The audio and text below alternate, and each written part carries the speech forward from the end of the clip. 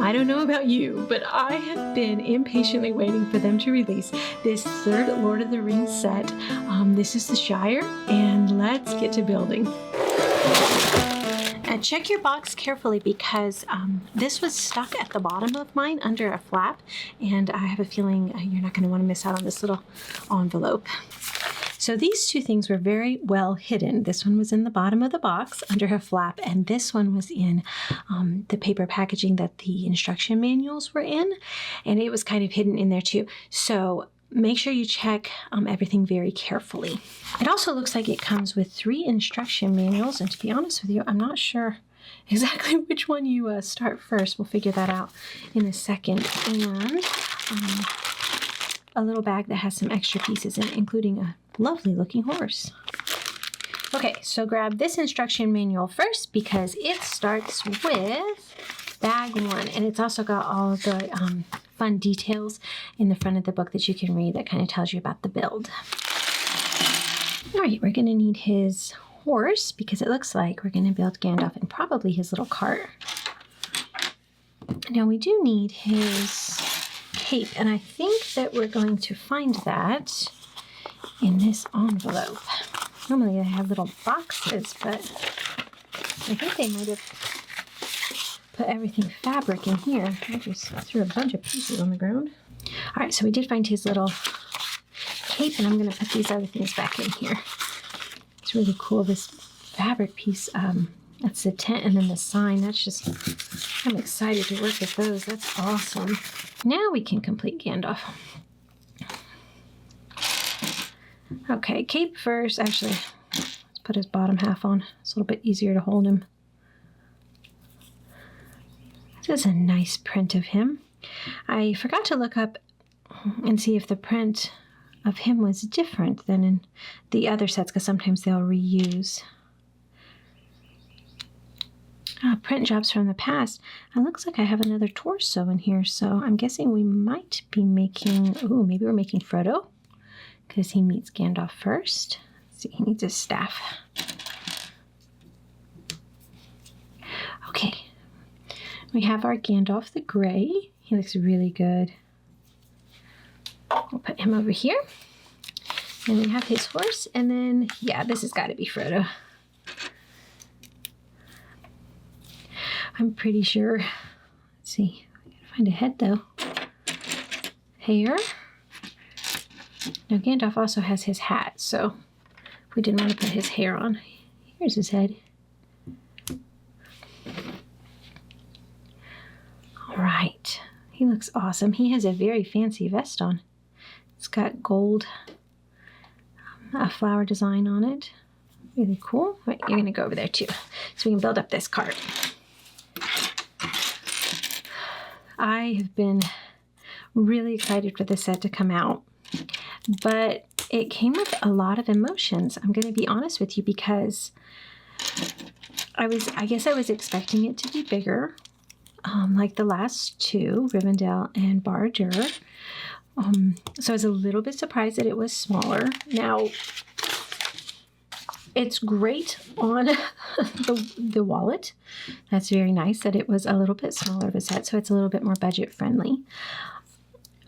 And if you think about the size of Rivendell and the size of Barad-dûr and the size of Bag End, then it actually makes a little bit of sense. Oops, I put that on before I added everything else on. That it should be smaller because it wouldn't have been in comparison to those. So if you were displaying them all together, then it would actually make sense. So there's a lot of, I would say, positives to its size, but I don't know. I was expecting something bigger, so I was kind of taken aback when realized that it was going to be a little bit smaller. But I have a feeling I'm going to have nothing to complain about by the end of this, because there is so many cool features with it, even if maybe I would have loved to have had some more detailing in the house. I think that's the one thing that it looks great from the outside, but what I can tell, the inside of the house is pretty simple, and I'm not quite sure how I feel about that, because I love the inside of Bag End, and so I would have loved for them to have been able to make it a little bit more intensive in the design, I guess. That goes up there. This cart is really cool. And that brings us to another interesting feature. Not of this set. Now, where in the world? Wait a minute, I'm confused. Oh, it goes up on top of that. I'm like, did I just rebuild that again? No. It goes up on top, but I think it does that, where it's kind of hangs over a little bit on each side. What I'm talking about is this gift with purchase that came with it. I ordered it online because I wasn't going to be able to make it into the store, and I did want this gift with purchase, but to be honest with you, I'm not entirely sure why. Because I am actually shocked, I really am, that they would actually make a set of that scene, because in essence, it's a murder scene. And I don't know, it just kind of surprises me. I mean, there's many dark aspects of The Lord of the Rings. It goes right there in the middle. It kind of overhangs. And I totally get that. And it is an important part of Gollum's story for sure. But I don't know, it just actually shocked me. I'm like, that is the darkest Lego set that I have actually ever seen. It's like, I don't know. There's something about it that just really shocked me. Because when I see it, all I can see is, oh my goodness. I think it's because it is most definitely not a part of the movies that I care for very much, because it really is kind of a very dark aspect to it. Important, yes, but yeah, I don't know. I haven't figured out if I'm actually going to build that one or not, or if it's just going to just upset me. I told Matt, I was like, maybe you can build it, but I think I just feel really sorry for Deagle. It's just like the poor guy. I mean, but maybe he wasn't the best of hobbits either, because he was hanging out with Smeagol, but still didn't in any way justify what happened to him, so. Interesting. I find it very interesting that that was the gift with purchase, but I mean, I guess the set that came with Barad-dûr is also dark in a way. I mean, you have the fell beast, and that's not like, that's a happy thing, but still, I don't know. Okay, these things are cool. The short ones are going to go back here on the back. Wait, make sure they snap in all the way. So I think there was a couple interesting things about this set being released. The size, maybe the lack of detail on the interior, and then that gift with purchase. So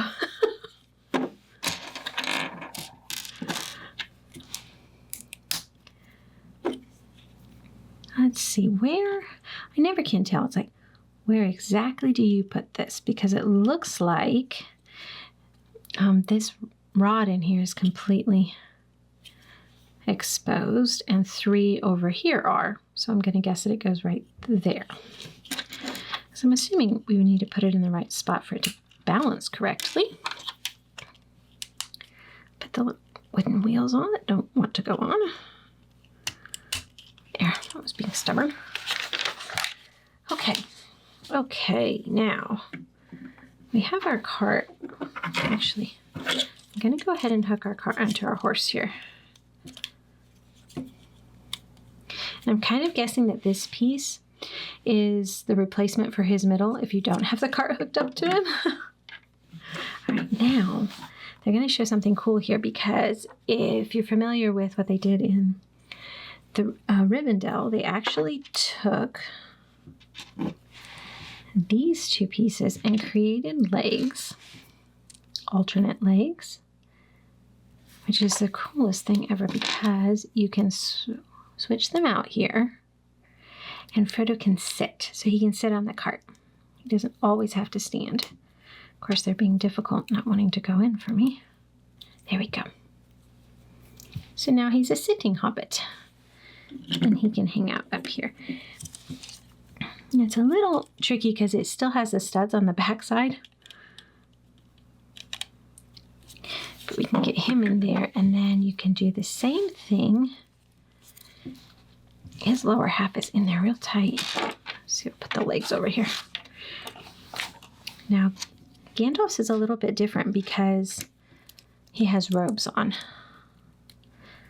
versus pants. But he has, let's see, yeah, he's got this cool printed piece. So he still has the detailing. And now he gets to sit. He can sit up here by Frodo. Trying to figure out, it's a tight little squeeze to get him in there. Because of the way that that seat is crammed up against. Let's see here. Okay. Oh, staff just went flying. I have a suspicion that his hair is getting in the way.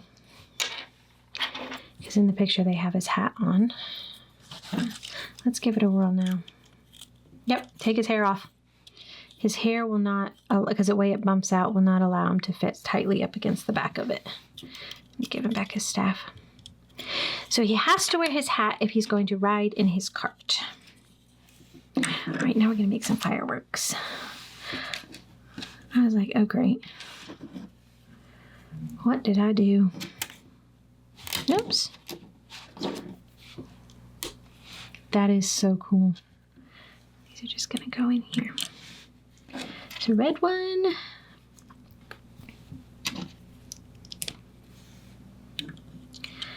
The blue one is built, it's a little bigger. It must shoot off something a little bit grander, and then we have a gold one. I love that they filled the cart with fireworks. That's really cool. All right, extra pieces, and we'll move on to bag 2. So there's 15 bags total in the set, and I did notice the first one was like a small bag, but then it gets to be quite a bit bigger. A lot of these have a lot of pieces in them, and a lot of the same kind of earthy colors, which makes sense. See, that goes in the middle there. So I think we're going to start building the central part of bag A. If you looked at the instructions at all, it's like one book had the center, and then another book had the 2 sides of bag end, which was kind of funny. Do that again.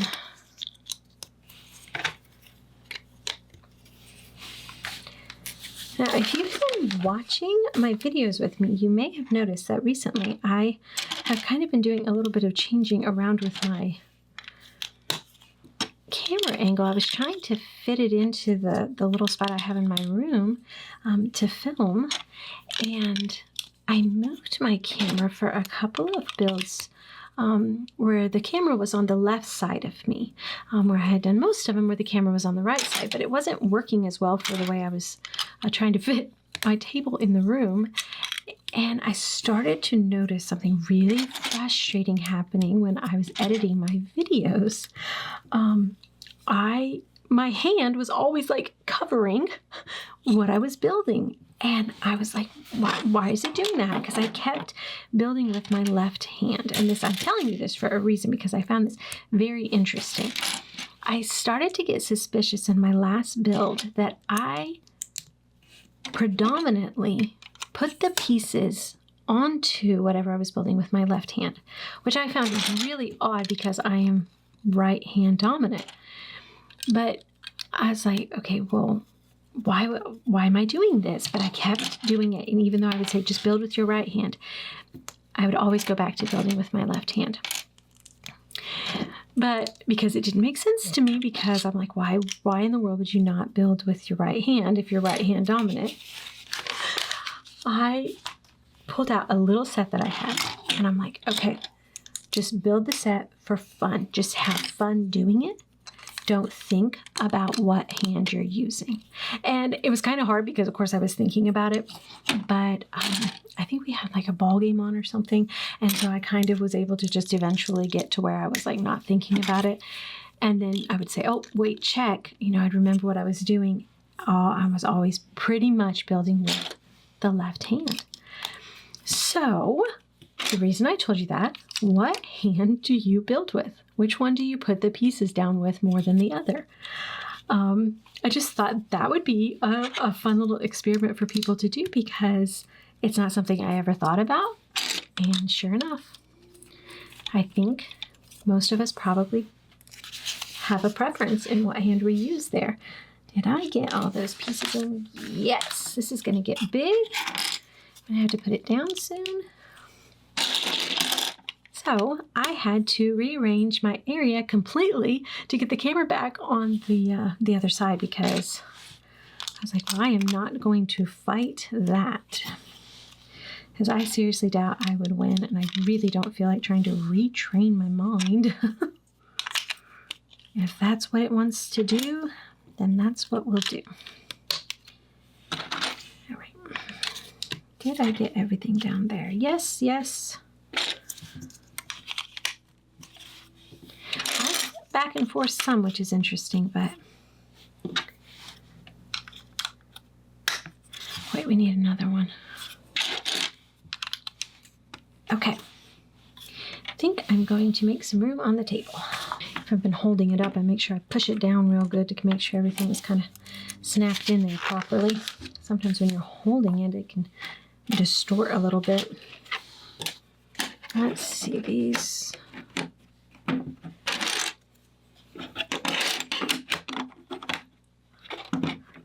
I didn't actually go to the Lego store that we have close by on the day that it was released. We knew we weren't going to be able to get there right away. So Matt actually got up at like, I don't know, it was like 3:30 or 4 in the morning or something, and actually ordered it because he didn't want it to like sell out. We didn't know if it was going to or not. That was really sweet. I just slept right through it. But then we were able to get down there just a day ago because we thought it would be fun to just kind of to go, and they had it on display. And it was really cool. I'm really excited to build it now. I was also really excited to be able to find some incredible pieces at the pick a brick wall that we have at our Lego store. They had a whole bunch of foliage. They had flowers and ferns and pink leaves, and oh my goodness, they had an incredible amount of stuff. And I was like, oh, we are definitely getting a box. And Matt had told me, he was like, you should get a box when you go. You always say you want to and then you don't. And I was like, oh, no, because it's Sunday and it is so busy on the weekends. And I was like, nope, I am just, I'll go back a time, a weeknight when it is quiet, and I'll put a box together. But that was too good to be true, the pieces that they had. So my daughter and I, we put together a box.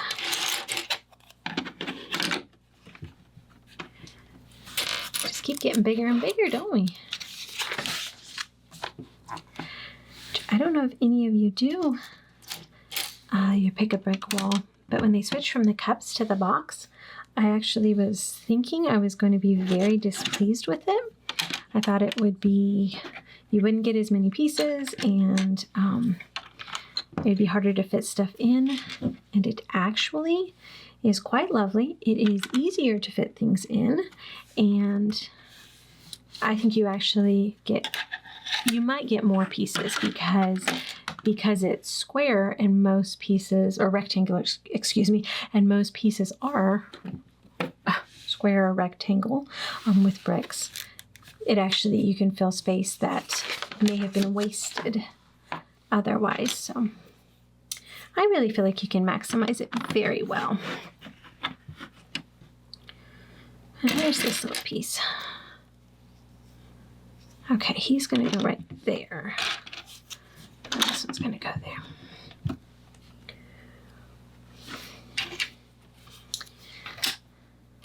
But I think that the set may lack in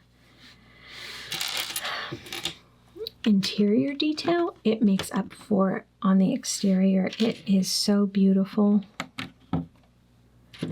Which in reality, at least the way I display it, that's the part you're going to see more probably than the interior unless you spin it around. So I'm okay with it for that reason. Although nothing is going to top. Oops, got to put a little green plate back there. Don't forget that. Nothing is going to top Rivendell.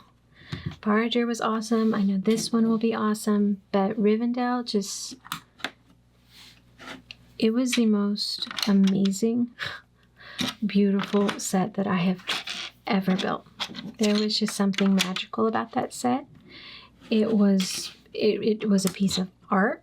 It quickly went from building with plastic bricks to creating an unbelievable work of art. And I kind of run out of words because it is just so gorgeous. Let's see, I think we're building up his little walkway or something. That one goes there. It's looking very stylish already. So I have a feeling that these little sockets and these little things that have where you can fit a prong in it, I'll bet you that's how we're going to snap on the two sides. Now where am I? Okay.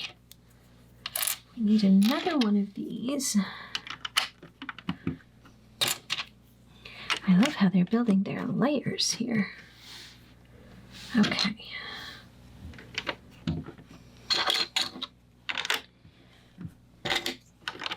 I would be happy living in Hobbiton. Growing plants and just living a quiet life. Okay, it's the longer one that goes in the back. And then the shorter one goes there. Oops. Oh no, okay. We were putting them on top of this little round quarter piece, but this one's actually going to go in front of it. I thought, oh, I did that wrong, but I don't think I did. Okay. We have a ton of these. First, I'm going to put that on. We have, let's see. No. He goes back here alongside of him. It's kind of hard to figure out where they're placing these.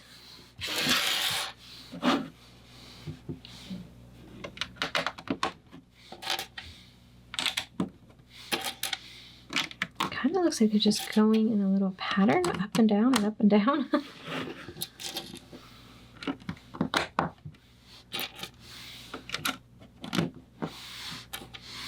And the last one goes up there. Okay. Oop, that one didn't pop down. Okay, bag 3. I'm going to start working right in the interior here and building this up real quickly. Let's see here. It looks like they have these little 3x3 plates. These are brown ones. I'm losing my track of thinking here because I'm trying to count. This bag has a lot of pieces. I'm weeding through them. Okay, so those 3x3 squares go here, and then this bigger one, that's a, oh gosh, that's a 6x1. 10. Push that down really well. Create some flooring in there. So this is a fun piece that's going up back up in here. Okay. These big books always take up so much space. Now this is going to go here. There's another big piece that goes back in here. Make sure he's pushed down good and he doesn't want to go down everywhere.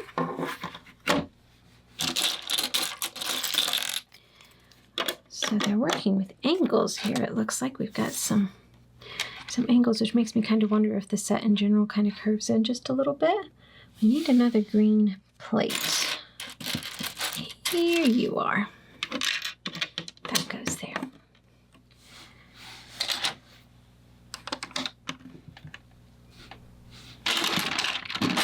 Kind of looks like we're going to be doing some interior work at the same time that we're working up the exterior. One of the reasons I got so excited about this set was some of the minifigs that came with it, including Rosie. I love Rosie. So big plates to push down in there. Now this one over here, let me see here. We have this long piece that goes in first. And a couple threes. This side is different. And then this one goes in. Oh, really push that down there. And then a couple 1x2s. Plates. Found my last one there. There we go. We have a hole in the middle. Curious as what that is for. We need a little bit more detail back up in here. Let's see what we're going to do here. Probably setting up all the cute little things that are going to be in the house. And then work on some tile work back here. Probably his flooring. Which makes me wonder if it could be the kitchen area back here. I know his kitchen has a red floor, but he might have had a red floor continuing in other parts of his house too.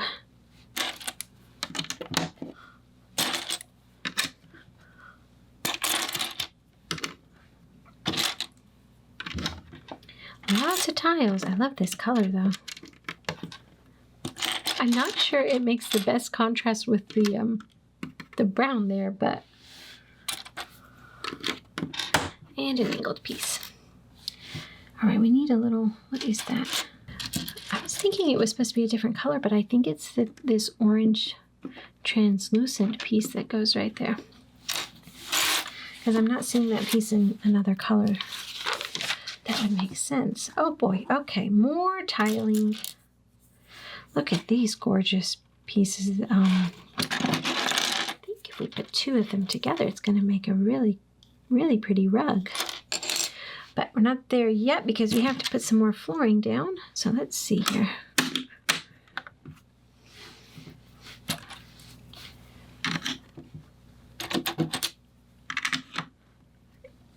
I think I'm going to put that row of these smaller plates in at the end. After I've kind of put all of these other little bit larger tiles down. I don't know why, it just feels like it's just better to do it that way. See, I need another one there. We do need some more here though.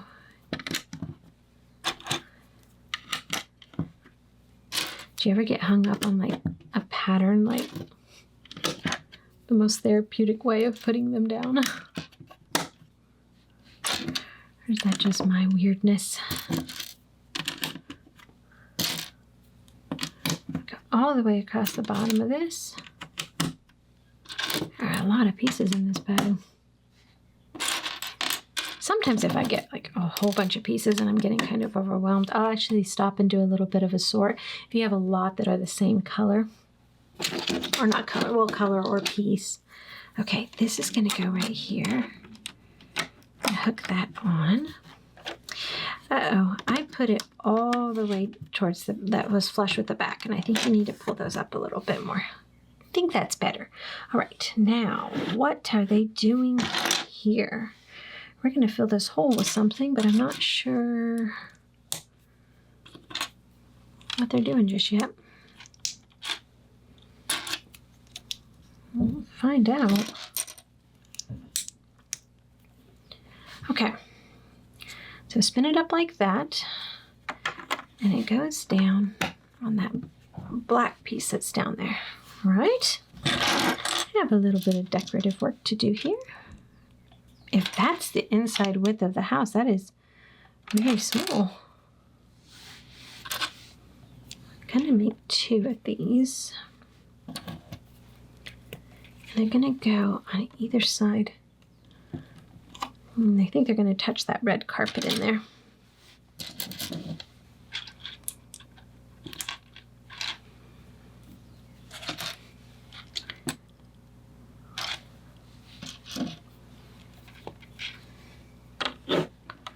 Okay, there we go. Now let's see here.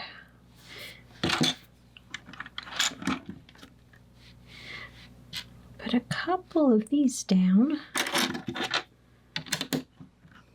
It was raining here today. It rained almost all day. And Wally, my Cocker Spaniel, who has a tendency to get a little bit shy and things scare him. Okay, he's kind of a scaredy cat.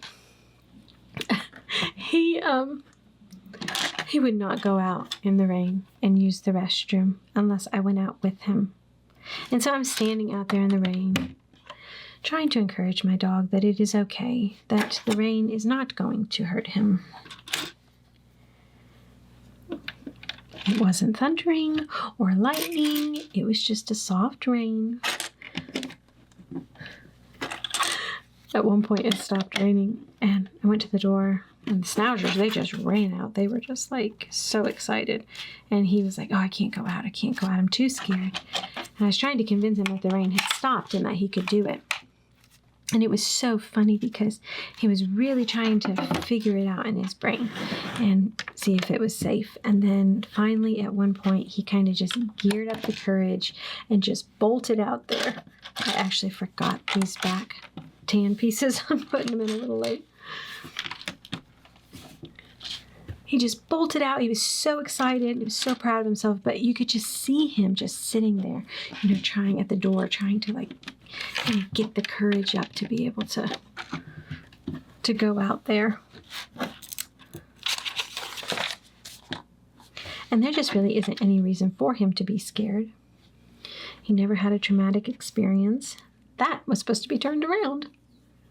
But he just was always that way, I guess, from a pup. Okay, so it's going to go, these curved pieces are going to go down and hook on to part of that gray piece down there, and then onto one of the studs on this up here. It took me a second to figure that out. I was sitting there trying to figure it out. And then I was like, oh! The moment you have the realization and understand what in the world it is you're trying to do. Okay, and then this part is going to hook down on it too. So we kind of made like a little patio, so to speak, or entryway. And oh, there we go. That's how they filled it up. Okay, so they did that so they could create the arch and have a connection point for those decorative pieces. And now we've sealed our hole all up. That's pretty cool. All right. Where are these going? Oh, these are just going up here on top. And then it looks like, let's see, what are they doing? Can't say I've ever stacked these pieces before. They're going to kind of slip around on each other because there's only one kind of weak connection point, but they're going to go in up there, kind of seal that in, which is just like a hole down in there. What if they're going to stick a flower or something? All right, one more green. And then put that in. I don't know why, it's kind of tricky to get it in there. It's kind of funny. All right, done with that page. Getting a whole bunch of little pieces left. Oh my goodness. Okay, this is the detailing work. This is where they really put the effort in onto the outside of this. They spared no expense on these details on the outside of his house, which is so cool. So he's got his little gravel path here. I gotta make sure I get the right color. It's a cool combination of pieces.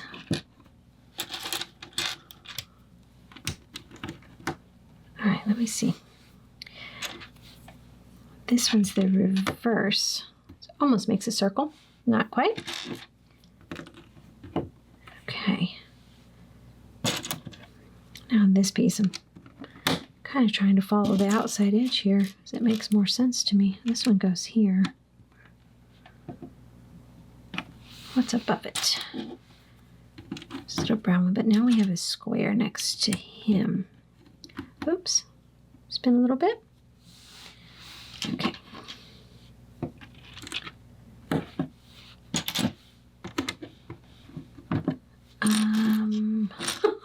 This is hard. It's taking all my brain power to figure out where everything goes here. All right, I think it looks like the picture. I think so. Okay. Looks like we're going to build something for the inside of his house. I'm assuming it's for the inside of his house. Okay. Because it has, looks like a clock and a mug. Oh, I bet you it's a window. Could be like a curved window. Now this side, did it say at the beginning to make 2 of these? No, okay.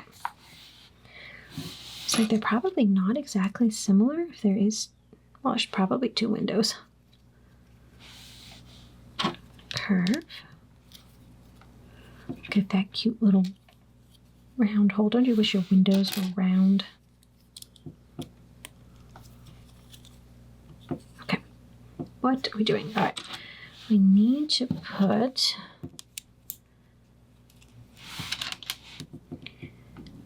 that little pane in that green thing.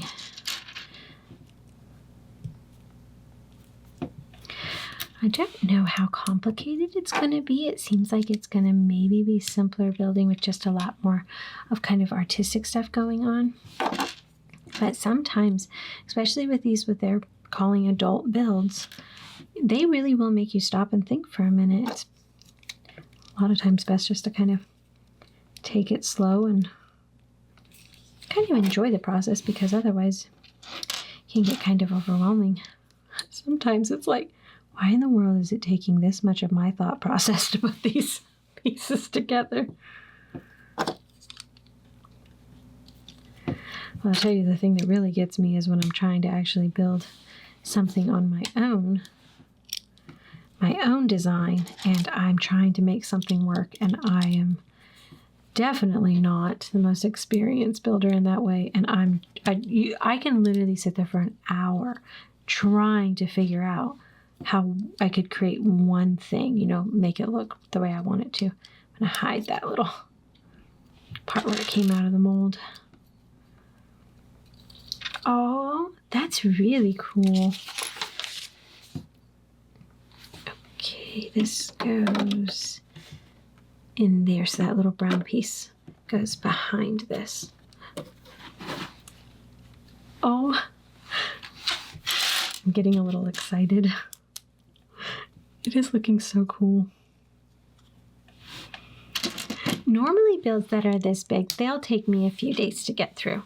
And sometimes I'll take a break with them and stuff, but I can't say that with these Lord of the Rings sets, I take much of a break. I get so excited about them because I love Lord of the Rings so much. It's just such a special story to me and the characters. I applaud Tolkien for making one of the most amazing stories that we get to enjoy reading and experiencing. This is a little different on this side.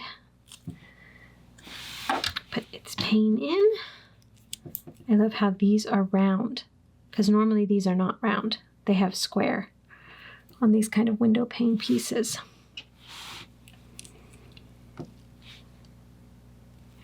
Go.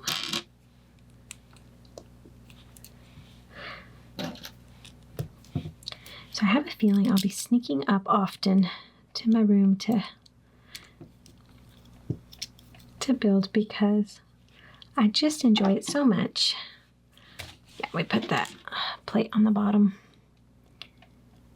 Try to line it up and not let it slip all over the place. Oops. Tried to lose that one. So we need one on each side.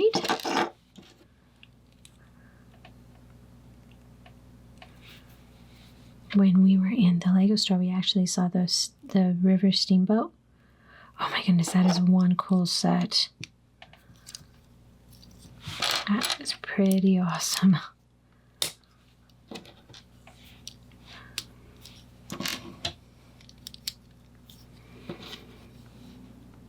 What did I forget? Always reminds me of the movie Maverick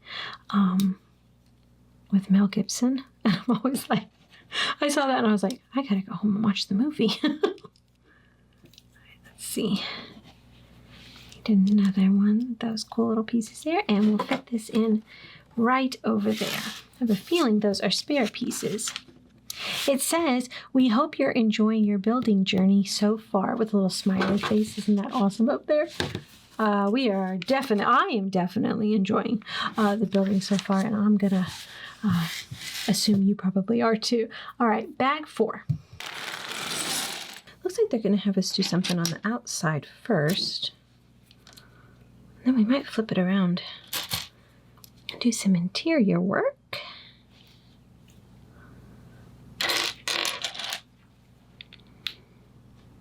I think that if you think about the hobbits, they're very down to earth and almost like think of earthy colors.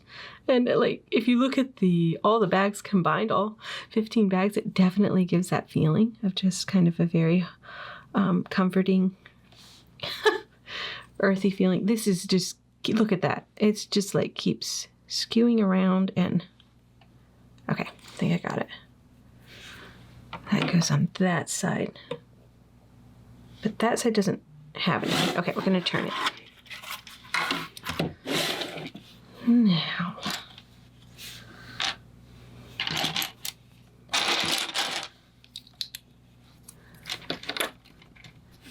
I think it would be a very comforting home, don't you think?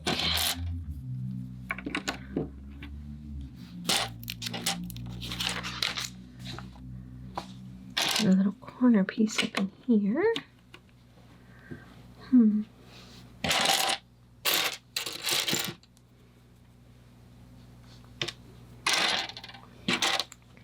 I took a break between bag 3 and bags 4 because I had to take a quick trip. We actually had to go work on getting a laptop for our daughter for school because she's heading off to college, and we needed to kind of get that going. I can't believe we only have 4 months before she heads out.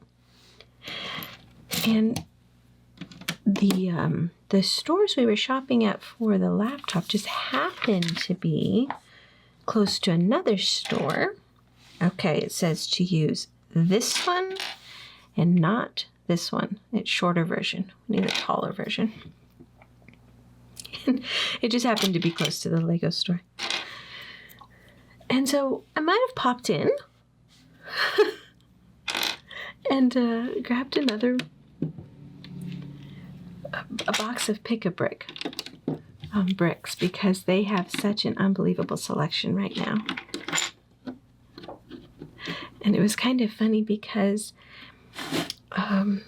years ago, we were trying to make this build that had this amazing waterfall in it. And we needed a whole bunch of pieces that would create that waterfall. And the Pick-a-Brick at our store had some of those pieces. And so we were trying to fill, well, it was a cup at that point. We were trying to fill in our cup.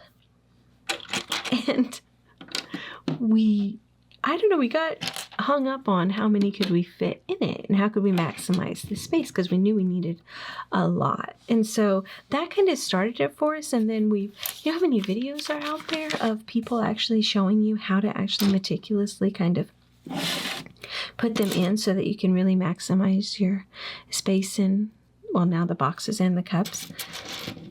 So we were kind of working on improving that, and we've gotten pretty good. kind of how to puzzle them in there. And if you have gaps in spaces, then you fit, you know, some smaller pieces. Oh, there it is. I couldn't find that piece. Right, this is going to go here, but we're going to turn it around so its studs are on the outside.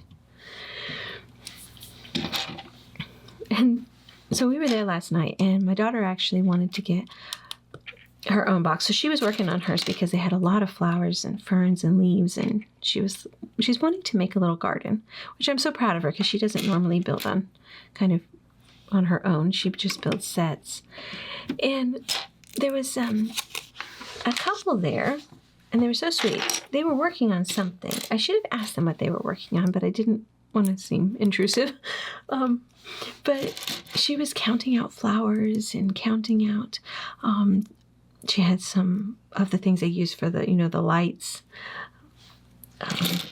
the street lights, that's the word. And they were kind of filling up their box. And I don't know, we were there for a while because if you're really trying to puzzle your box in good, then it takes a little bit. And all of a sudden my daughter comes up to me and she goes, I don't think I can do it. It's driving me crazy. And I'm like, what? And she says, they are not maximizing the space in their box. It was so funny. I was like, well, maybe they haven't thought about it or they don't care. She was like, oh, it's just all those holes. And she walked away and it was so funny. And I was like, oh my goodness, is that what we've become? Where it's just like, it drives you nuts when you see something and, you know, like if you see something like kind of not straight and you have to fix it type of thing. Oh, it was hilarious. That bothered her the rest of the night. She was like, yeah, but think of how many more bricks they could fit, because they were trying to fit in some of these half-curved tiles at the end, and they couldn't get them all in. And she's like, I almost just went over there and said, just give me your box. I'm going to dump it out, redo it, and you can fit all the tiles you want in. It was so funny. I was like, leave the poor people alone. But it is kind of amazing how many bricks you can actually fit in there, especially if you kind of take the time to kind of puzzle them in. Because I sit there forever and try to do it, and I think, okay, I think I got a pretty decent amount and some good bricks. And then I come home and I'm like, how in the world did I fit all of those in there, you know, when I dump them out? So it is pretty amazing, and it's just, I mean, I think it's just really, really awesome that the Lego store does that. Okay, I think that this is one of those, oh my goodness, is it a bellow? What is it that it's the air thing that they can put air on the fire to help it? Okay, I need the smaller ones. I think that the Lego company actually having the pick-a-brick, because you can go online and do it and it's priced per piece, so it's more expensive. It's fair, completely fair, but it is definitely more expensive. But you can go in and they let you use the pick-a-brick wall, and oh my goodness, you can get some really amazing deals in there. I think it's really nice of them. That is going to go in. It's going to be a wall. We got a little fire on the side here. Uh-oh, we need to do our first sticker. Okay, sticker number 8. That's cool. It's like, okay. The prongs or the clasp go down. I don't know what it is exactly yet. Oh.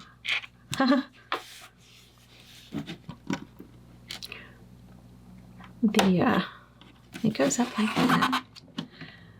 The pick-a-brick wall is behind the checkout area. And as I was meticulously putting my little bricks in, and if you stack them, you'll fit more. So I'm sitting there stacking bricks to fit perfectly into my box. And there was a guy there, and he was buying the steamboat that just came out. And it was so funny. They had a couple of the Shire, kind of back there by the register. I guess it was all they had. There was just 3 of them. And he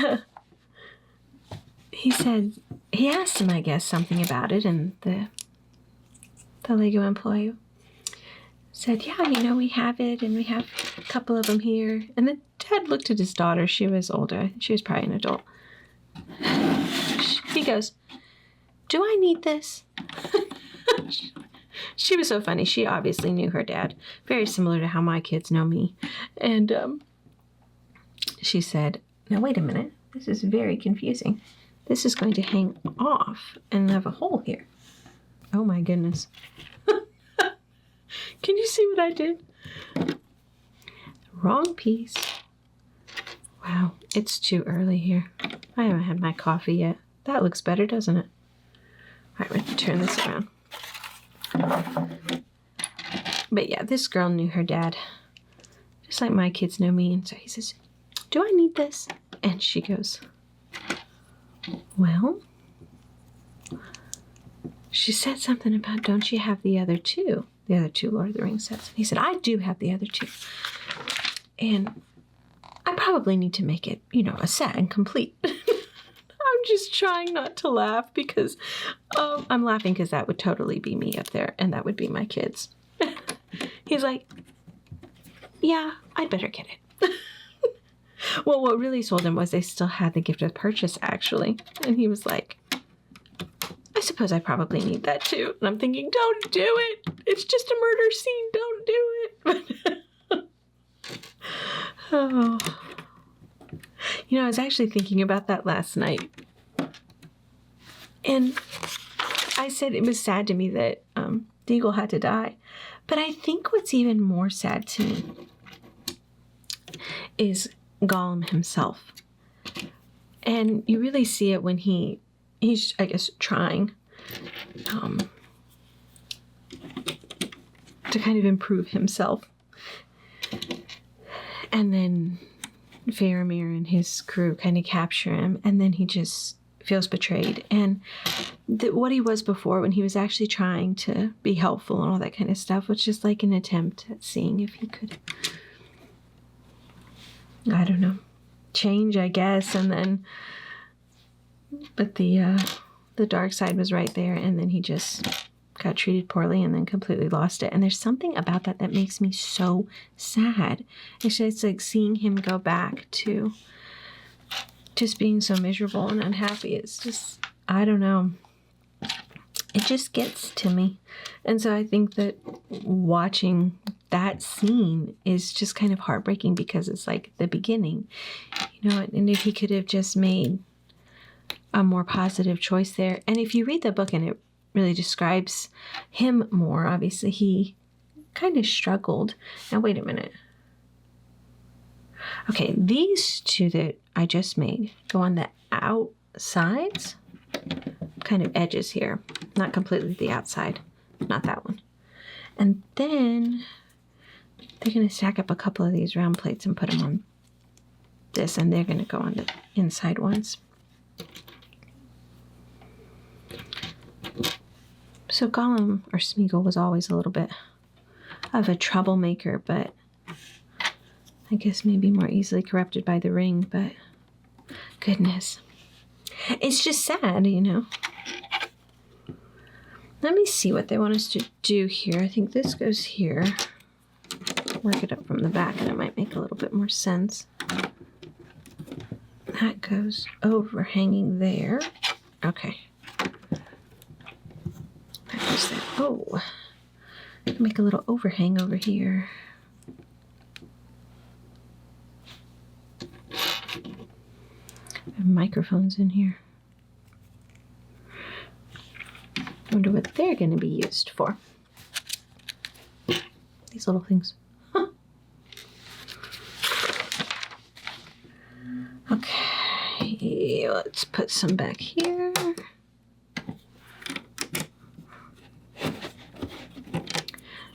The good news is that we didn't just have success at the Lego store. We also found a really great laptop for her.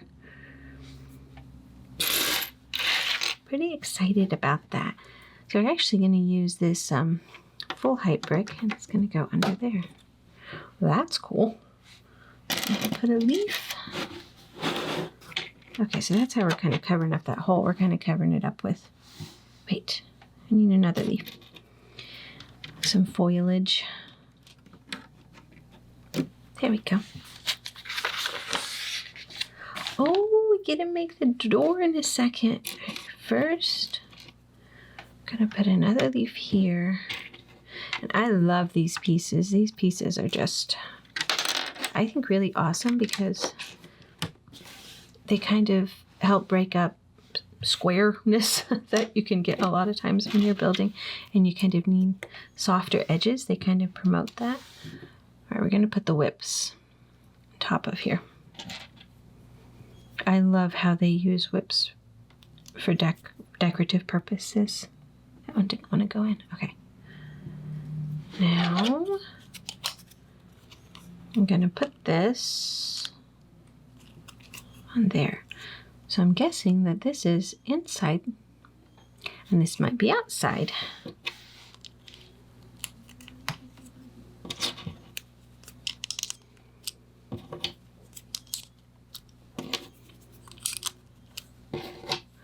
Normally I get up in the morning and we go downstairs and we do our little morning ritual and take care of all the pets.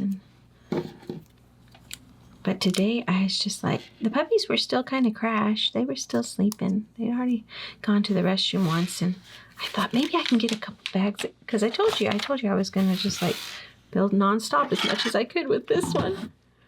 But I think that they are a little bit unhappy with me. They're like, really?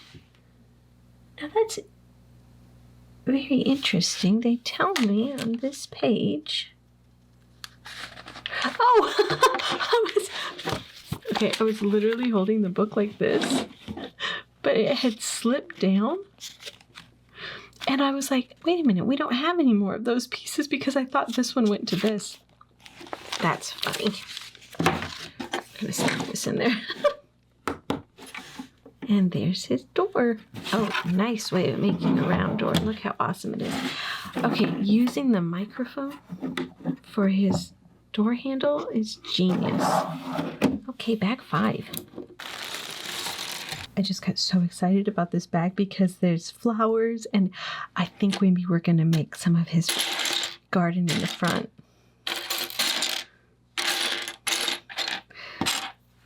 And that really got me excited because I love a good garden, especially a good flower garden.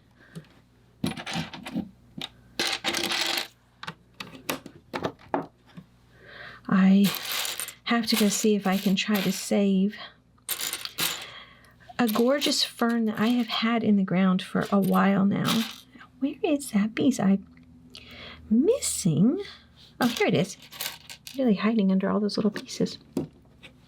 I've had this gorgeous fern in my shade beds on the side of the house for, oh gosh, I don't know, years now. And I was cleaning up the beds and everything when it got warmer because I'm careful not to kind of disrupt them because their older foliage kind of protects them from the cold. And so I'm going out there and I'm getting things cleaned up, and we had someone come in and I don't know if where you live you have to have termite protection around your house, but we do here. And they had gone around and refilled them, I guess, and he had said that he couldn't find a couple of them and he'd put them in, and I said, okay, well, just be careful that you don't mess up my watering system that I have in the ground. And he said, okay. And I didn't think too much about it. I should have gone out and checked because he put one of these things, and I'm going to have Matt help me try to even get it up. And it's these long cone-like things that they send down into the ground that has the bait in them. And he put it, oops. Those are supposed to go over one more. He put it so close to my fern. And the fern actually looks like a fern all winter long. Some of its leaves might die, but it's still a huge plant that's there. So it's not like it was like my hostas that kind of disappear into the ground and you wouldn't necessarily know a plant's going to come back. No, this one was very visible. He put it so close to the fern that I think he might have hurt the roots. And it's not looking good. It's not starting to grow. And I thought, oh my goodness, if he killed my fern. I mean, who would put something that close to a plant? They would have to know that the root system would have to be right there. So I'm going to go check first, and I'm going to see if we can get it out. And now, where have I lost this piece to? He's also hiding. And see if we can save the plant.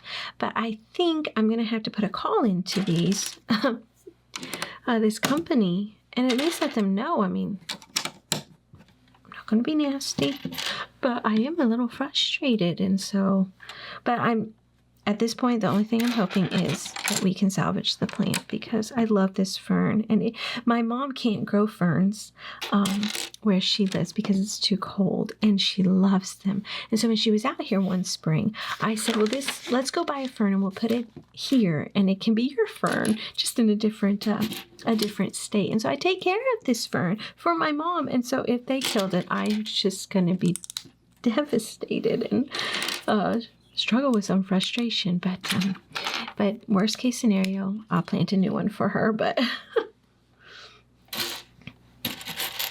I love going out in the spring, and I go out every day. People probably think I'm crazy because I go out and I just kind of bend over and I just stare at the ground. Oh, that's a light. It's his front door light. Oh, look at that. Okay, now this. How is it attaching here? Oh, wait a minute. I'm just messing it all up. I'm going to take that off for a second. Stick that back in there. Nope. It goes underneath. Oh, I don't want to take it off because I got it snapped down and it was hard. Let's see if I can. Okay. I was able to push up on it. But I'm just waiting, you see, for... Now, does this go here? So confused. Messed something up. Can't figure out how you put it back together. I'm just waiting for the little plants to start growing again, because I love perennials. You put them in the ground, and the first year, you put your perennials in the ground, they don't look so good as a plant. They just kind of limp along, especially here in the heat. And then all of a sudden the next year, you have this huge plant that pops out of the ground. And my roses have already started blooming. I got so concerned because we're having a little bit of a cold spell, and I was worried that it could harm them. And so I'm on my phone last night, and I'm like looking at the weather. Is it going to be too cold? Is it going to hurt them? I think I got all the pieces on that page in. But luckily, it was not getting anywhere near frost. We are stayed in the 40s, so plants are safe. Right, that goes there, and then we need a little 1x1 to go back here. And on this side, put a couple other pieces. There's going to be a tree up here. I just know it.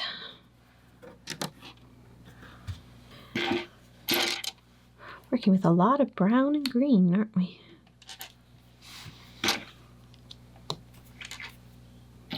Put a leaf on the bottom.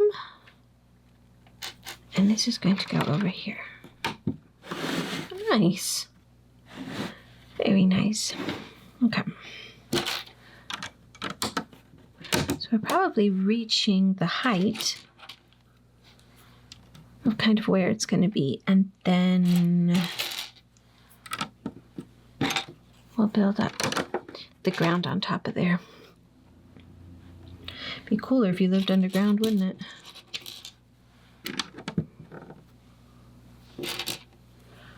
That goes there. The hobbits were probably much smarter in that regard. The building above ground. Okay. Did I get them all? Maybe yes. There's just a lot of building going on up here on top. I wonder what's going to plate the whole top. I'm looking for this piece.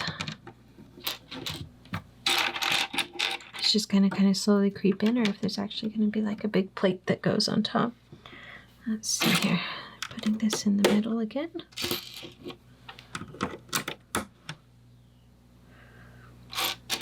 These lovely sunflower pieces. All right. Oh, we're going to build a chest. Put some feet on it. Looks like we might be going back inside. Of course, this has really made me want to watch the Hobbit movies again. And I asked my daughter yesterday, I'm like, do you want to watch the Hobbit with me? And she said, no. Oh, we gotta put a sticker on. Okay. Would have been nice if this piece had been printed. But if we can get it on straight, all will be good. But I'm shaking. It's not helping. Oh. Okay, not bad. It also has a gold bar. Oh. His chest full of gold. It was one chest. Okay. Where are they going to put this? So we are going to turn our house around here. It's going to go in. I think it just goes straight in like that. Oh, that's sweet. All right.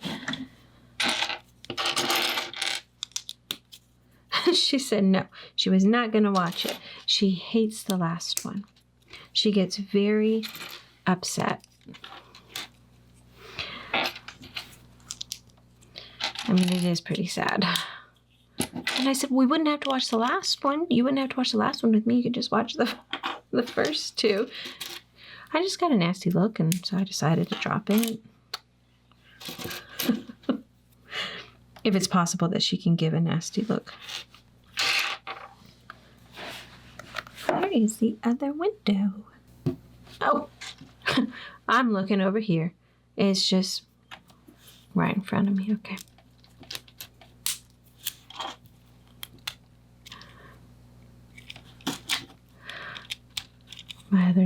My other daughter and I were talking last night. Somehow the topic of Emma, my youngest, came up. And she said, she was like, is it even possible for Emma to say anything harsh or unkind? And I'm like, no, it's not. She's the kindest soul I think I've ever met. This is cool.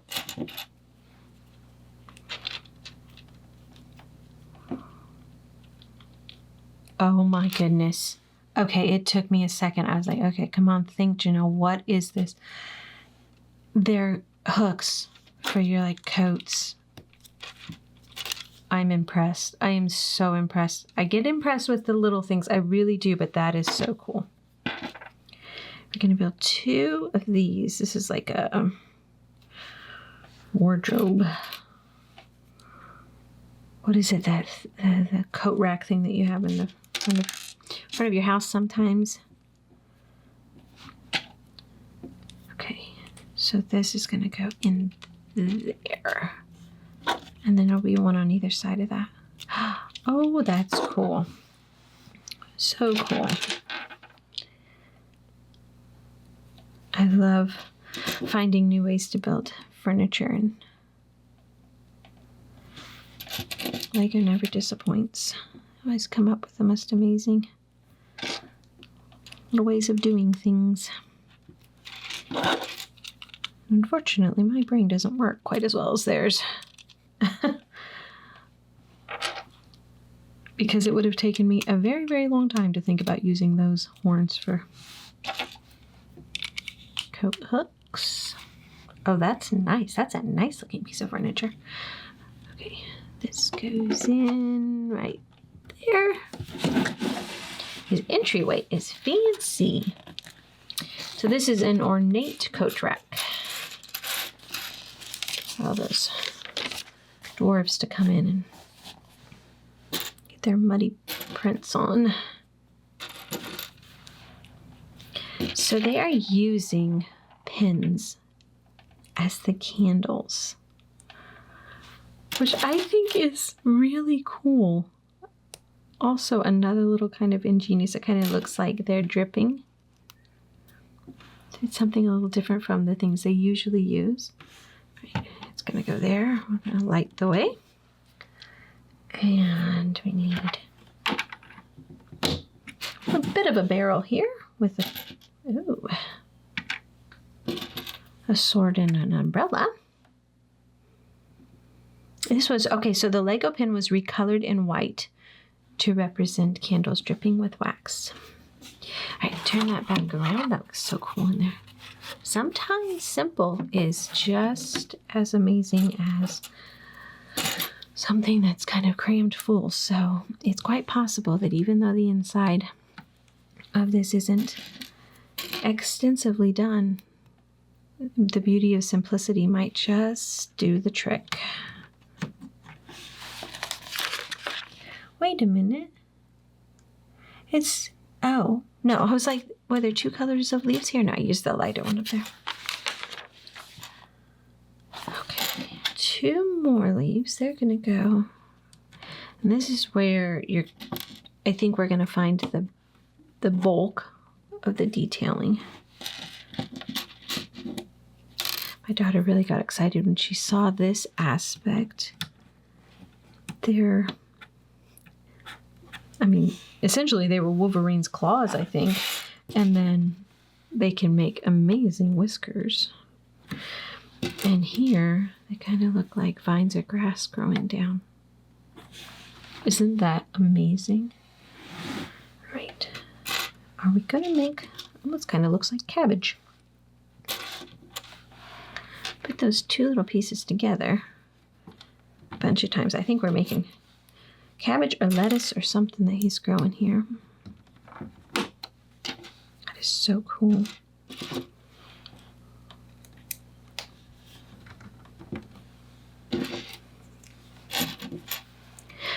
I grow flowers. I don't grow a vegetable garden. I have before. And we had a lot growing up. But I was thinking, I was like, that might be kind of nice. To be honest with you, I don't down here because there's so many bugs. It's just like, what's the point? It's going to get all eaten alive. Okay, we're going to start making a fence. I'm excited about this fence. So you're going to take a boomerang, put them together with one of those round plates in the middle,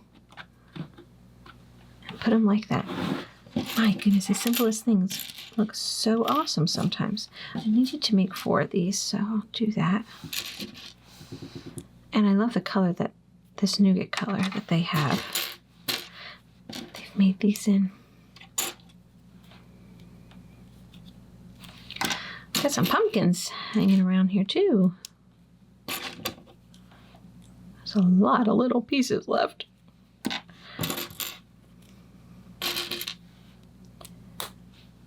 Now these just have one round plate in them, the 4 we've made. Oops.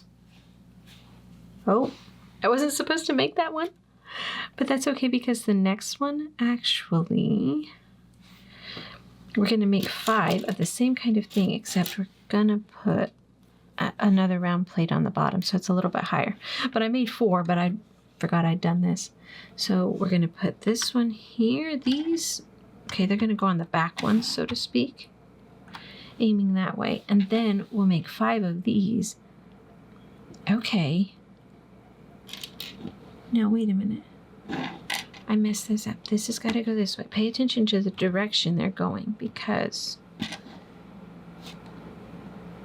then this one goes this way. So they're kind of almost weaving in and out of each other. Right, let me make this and figure this out.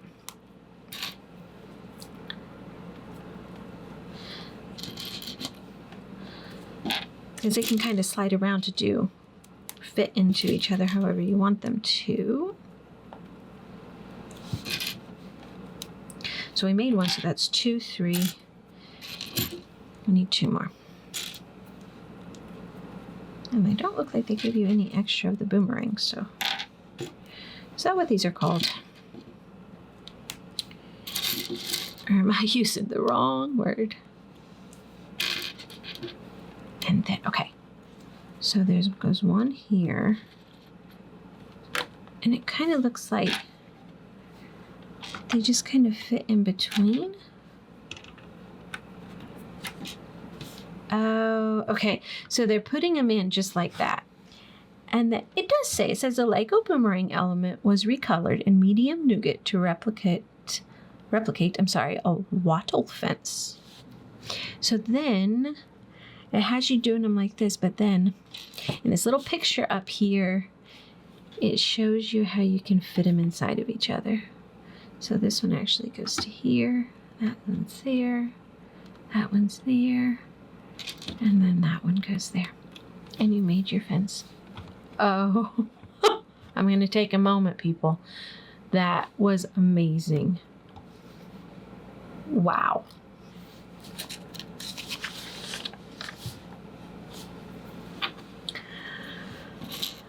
That one got to me. I am really impressed. I think it goes... I don't think it goes all the way back, but maybe it does.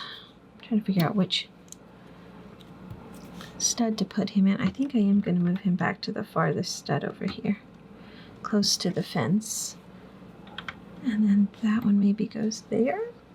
Or does he go even closer? I can't figure out if we need it. No, he would have to go there because they're little round bodies. I'd have to have space in between. Oh, and we're going to make his little gate. This has been a fun bag. My favorite so far goes that way. Go in there.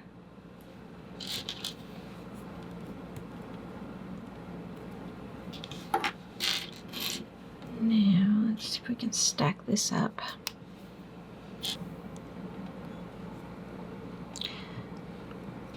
I think this is the mailbox. Oh, look at that. It is. It's a tiny mailbox. All right, now we need sticker number 9. No admittance except on party business. I think I'm just going to make a big wreath that hangs on my door that says this. Actually, I should just nail a sign up. Wouldn't that be funny? All right. Where does it go? Okay, so it's going to go back in here. Down in there, there's a little spot you can nestle it in. But why does it feel like it's... Oh, it's bending all over the place. What have I done? There we go. We can kind of curve that fence in a little bit so it doesn't block the sign. Look at that. That's so awesome. It says to make sure you use the flower and not the round plate. Got it. They want to make sure that we're not putting these on top of the stems. These are not the flowers. There was also a ton of these at the Pick-a-Brick wall, which was, I think, a pretty prized piece to find there. Sometimes they put special ones, I would say, that normally they don't necessarily put. They were very generous. So there's actually 2 colors. There's a bright red and then there's a burgundy. So you're going to put 3 bright red and 3 burgundy, and it makes such a gorgeous combination. That is so pretty. All right, he's going to have a flower pot back there. And his bench. Oh, this is so cool. Oops. Come here, little piece. It is stuck. Let's see here.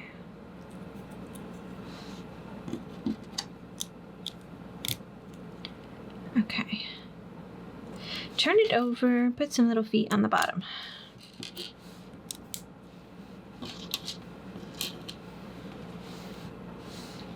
Now wait a minute. There's some dark round plates and they don't have a hole in the top. And for a second I got confused that maybe I was supposed to put those in the bottom as the dirt in that pot, but I don't think so. I don't think so.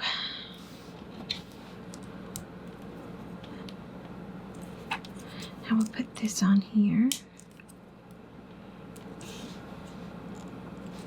And it goes up. So I'm guessing that the front left and the back right are going to fit into those studs.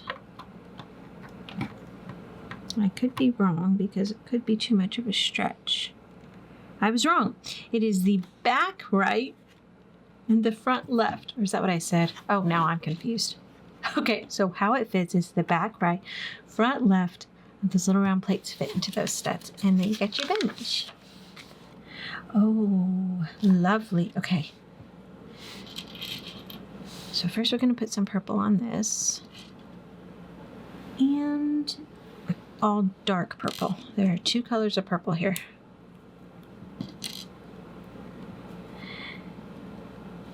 So we have this, and then we put another one in here. So it looks like there's a row of dark on the bottom and then light all on the 2 top rounds.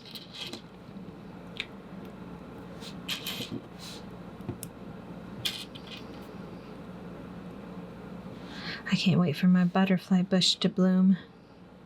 I don't know if you're familiar with those.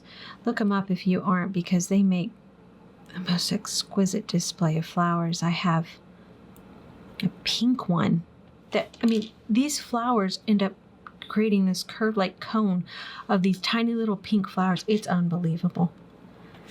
And the butterflies, they do love them. So in the summer, it's kind of funny. In the summer, I'll let, Wally go outside, and he goes running outside. He thinks it's, the most exciting thing in the world to be let outside, even though he's scared of it. So he runs outside, and he runs right past the butterfly bush. He has to go up. Oh, we're going to make the sunflowers now. He has to go up to the bird feeder and make sure there isn't anybody that he needs to fuss at. Okay, we're going to put the sunflower on, and then that dark brown one. Okay, this is where the dark brown one goes. The center of the sunflower. Oh, and they're going to go down here.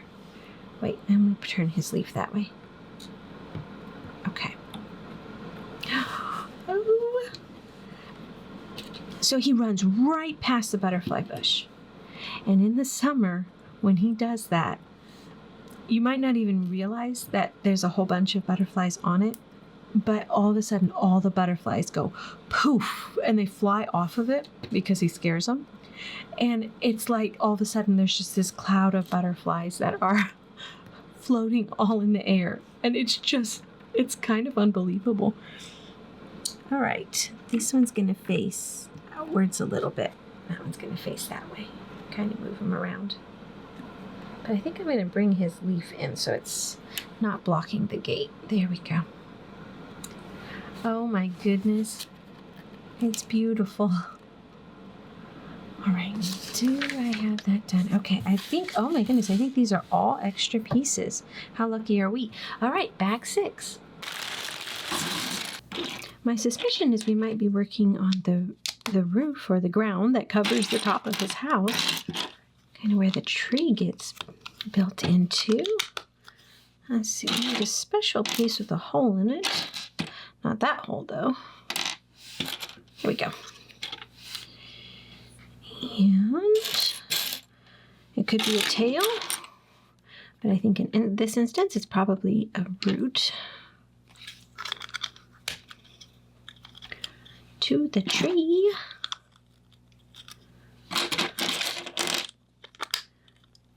And another one of these.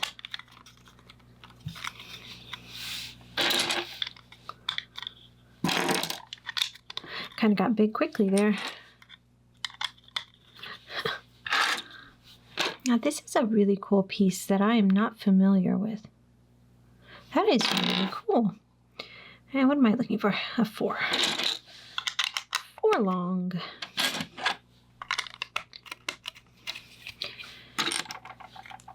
I'm doing some work whenever I get an available chance in my building room. I'm desperately trying to get it organized. And since I decided to try to organize by color, I thought, oh, that's a good idea. We'll do that. It was a much bigger job than I was ever anticipating it would be.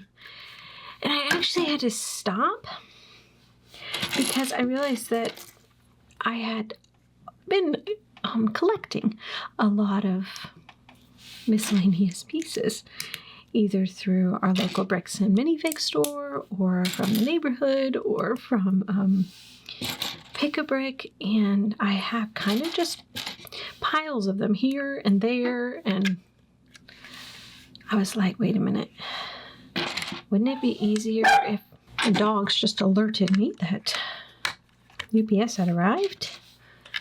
My daughter ordered her laptop for college and just got here when she wanted had to be ordered in, and oh my goodness, it's feeling very real that she'll be heading out soon. Let's see, this fits. Oh, it fits perfectly in there. Just kind of really push it down though. So one on each side. Oh, if I can get that one to go in. These sloped pieces in the middle. We're definitely building a top to his house. Okay, let's see here. So start with this one. It's got dark green leaves to it. I like these, the darker green leaves versus the kind of the standard green.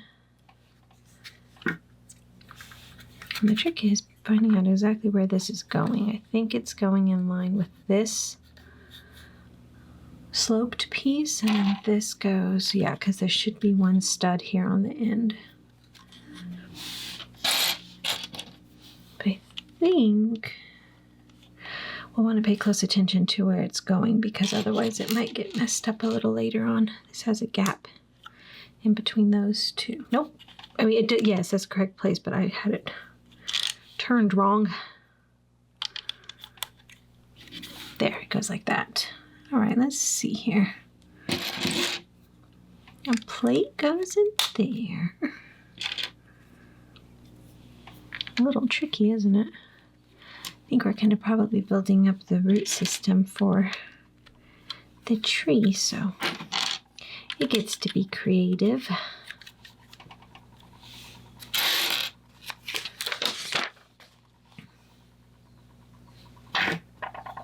The little piece is just jiggling away, trying to tell it to stop, and it won't listen to me. Then a little slope piece.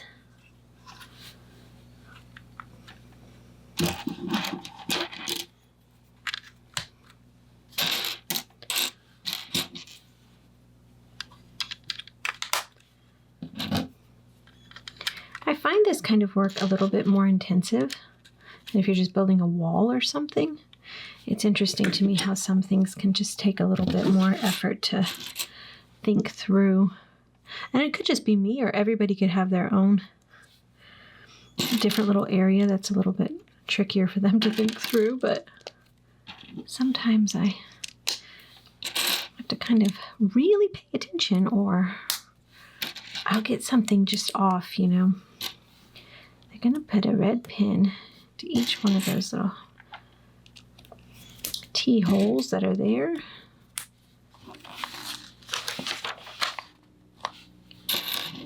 And stack 3 of these round plates up on it. Oops. Oh, it's not 3 of the same. The top one's a smooth one, but it has a hole in it. This kind of looks like a really funny looking wizard's hat. It's going to have a pin in the top, and then that hinge type piece. Wow, that's cool. And I want us to put it right up on top here. Right? We can do that, right?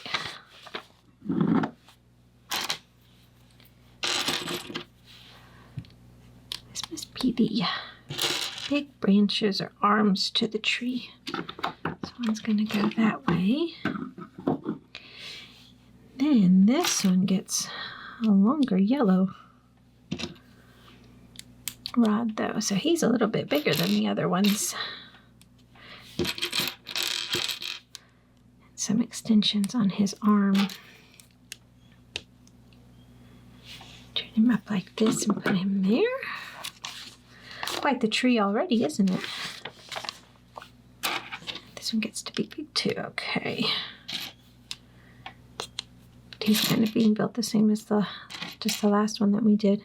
Wonder why that first one was, or second one I should say, was he's kind of short. Maybe he doesn't face the sun as much.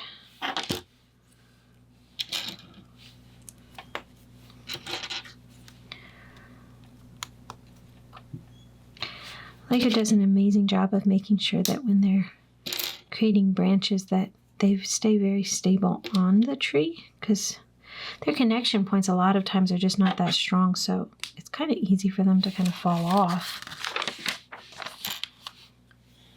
So this one, look at that. You can kind of angle the branches up. Oh! I just sent pieces flying everywhere. Oh my goodness. I just pushed it and it just ricocheted. Oh, be careful when you're pushing that in, so you don't make the same mistake I did. Sometimes if you just put a little too much pressure in the wrong way, whatever you're holding will just... I don't seem to do that with anything except when I'm building with bricks, you know. I just put a little bit too much pressure and I'm crawling around on the floor trying to find my pieces. I hope I found them all. And I don't have to do a second crawl around, but we'll find out, huh? I'm supposed to make 3 of these, and that's what I'm doing, but oh, here he is. Okay. I got worried. I was like, well, no, I'm going to be back down there on the floor, but we'll see here. You know, I have a feeling, and yeah, I missed these. Let's see, where did I miss these at? Well, one of them is supposed to go outside of here, but I really thought I put that there. I don't know if he fell off, and then the other one I did miss goes inside of there. I don't know. Okay, let's see, back to my 3 that I was supposed to make. Now, I'm going to be careful here, popping these on, because they appear to be a little bit destructive. Okay. Oh, that is so cool. And yet again, another way to make a tree. It seems like every single time I build something, I'm doing it differently. And this piece is really confusing me. Since I sent everything flying, I'm all nervous and jittery. It's just an extra one, I think, for up here. So it's okay. We're good. We're good. Let's see. They're facing. Oops, I faced it the wrong way. You know how when one thing goes wrong and then just everything feels like it's going wrong? I noticed that when I was watching all the March Madness basketball games. Now, let's see. Let me focus here so I don't do something silly. Don't push down too hard. They're going to go up on these horns, so to speak, and they just fit right down on them. You want to push them down hard enough that they stay, but not so much that you send your tree flying. All right, now let's put him up here. Oops, knocked over my candlestick. And he goes right up there on top. Oh my goodness. Oh, it looks really cool. All right, we're done with book 1. It doesn't really say 1 on it, but it was obviously the first one to do because it had bag 1. And then we'll move on to the next book. Bag 7, and this one starts one of the side portions of the house. So there's that really long piece. I'm excited to see what they're going to do with the insides of these, because they would have to be the additional little bit of rooms that were shown here. Let's see. That little piece. This part is probably just building up that foundation. Let's see. I'm going to move some pieces out of the way here because it's going to be easier probably building this up. As if I can find them all.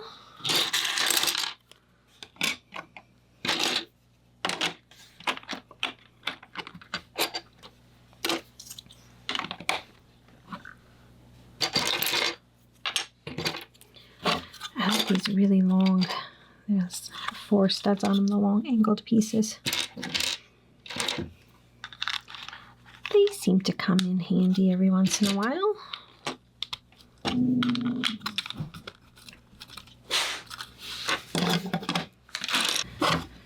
Wally got himself spooked again. It seems like it's one of those days where the dogs are just insistent that they're going to find some sort of trouble to get into. I feel like I have been up and down dealing with them, and they just don't want to be calm. Let's just put it that way.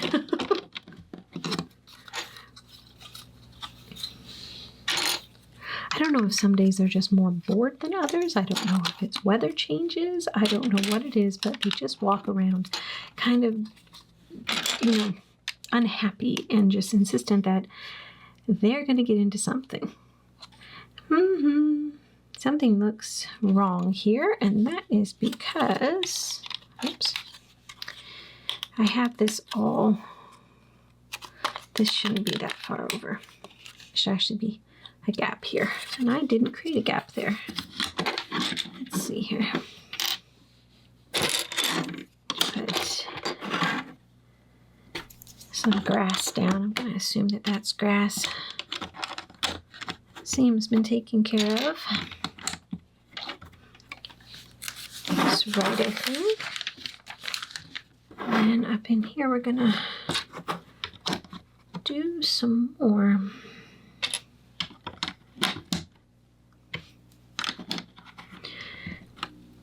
Excited to see what they're going to do on the inside, but I'm also very excited to see what they're going to do on the outside. Let's see here.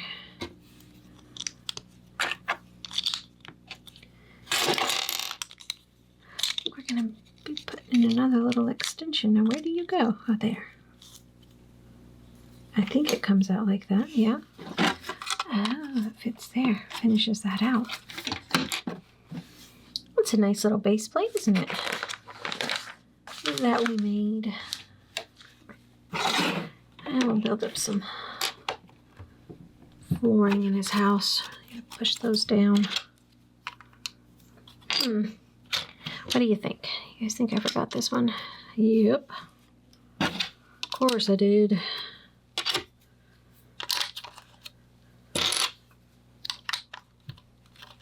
Maybe the dogs aren't the only ones that are all rattled today. Maybe it's just that kind of day for all of us here. Did I get everything? I think so.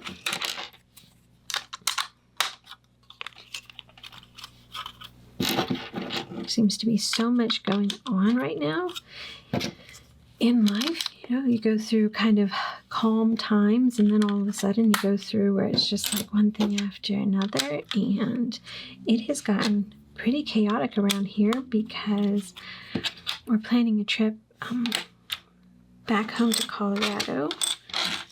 Now, I was like, why do I need another 3-bed? I don't have one 3 long, but I didn't. I'd already put one down. So we're planning a trip back home, and we're trying to figure that out. Our son's going to be able to go with us. And so we're working on getting the flights for that. And Oh, there we go. I was like, uh-oh, but it's right here. Lodging and all that, and then we're also trying to make sure we get our daughter to get everything ready for our daughter to go to school. All right, bag 8. Ooh, we get to make Bilbo in his fancy clothes. Now, it does show how you can make him where he's sitting down, so he can sit down too. But I think I'm just going to kind of leave him standing up. All right, let's see here. And he's got the ring. Of course he has the ring. He hasn't given it to Frodo yet.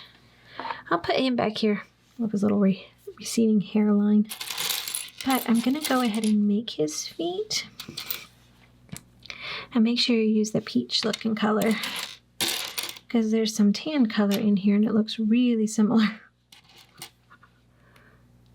And I'll just put his little legs over there by him.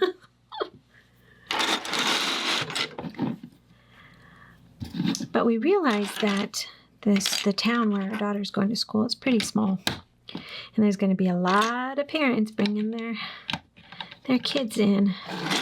And just out of the way, I was hiding what I was building there. We better get lodging there too, and tickets to travel up and all this stuff. And it's just like, oh my goodness, I feel like all of a sudden there's just a ton of planning to do. And now let's see, does that go there? I feel like I've done something a little wrong. Yeah, this one I think should come up. Otherwise, I think I did it right. Think is a good word here. We're just building it up even higher inside of here. Let's see, let's start. Oh, I was confused. Where are you? I need a 1x2 brick, and that goes on step 18 that I was missing. And now I can do the next step and it makes sense. Here we go.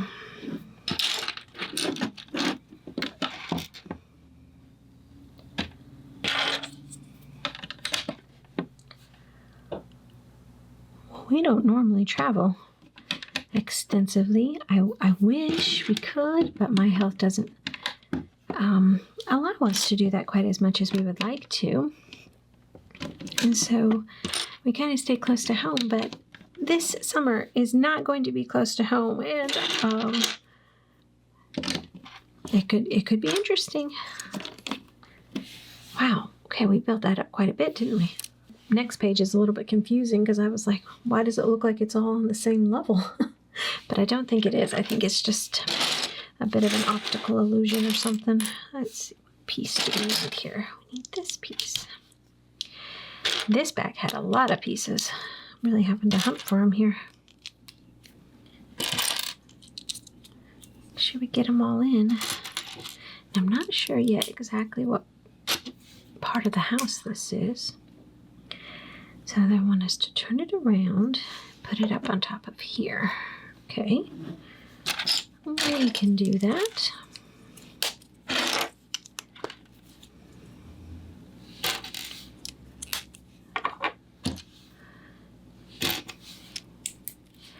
A lovely little round window in there.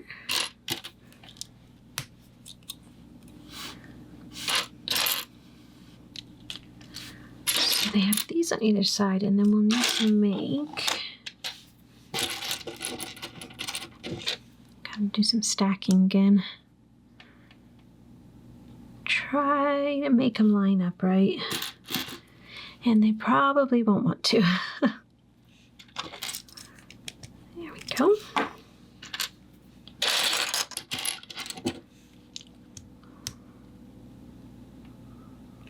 Oops, that one's sliding around on me. Okay.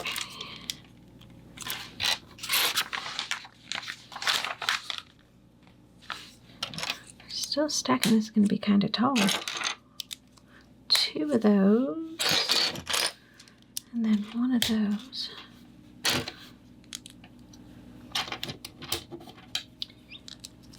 question is, do they have the window that's open so Gandalf can grab Sam and kind of yank him in? Are they all just like this? Turn it around. Attach those to that. Oh, it's going in at an angle. Oh, I see. Okay, I was confused there.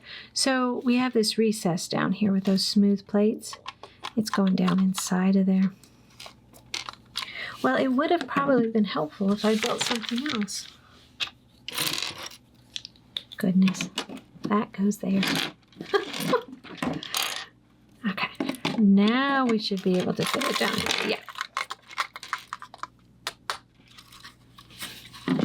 Isn't that cool? That's a cool way to build up an angle. I love it when they do stuff like that. It goes there.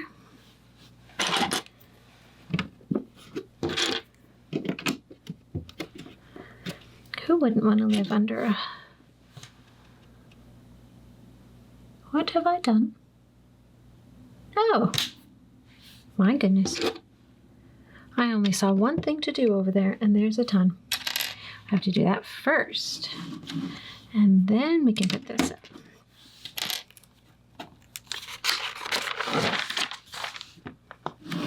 I think I'm going to blame it on the dogs. Say they've just rattled me too much today.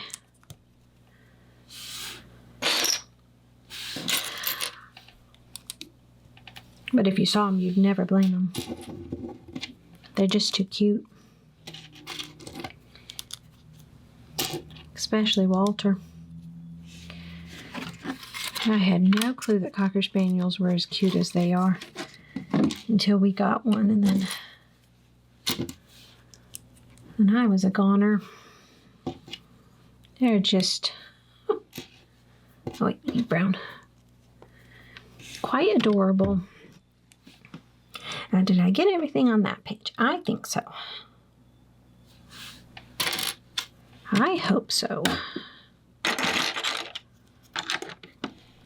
We'll build up some ground here, I think, to cover in that hole we made. This is kind of gappy on both sides, a little drafty.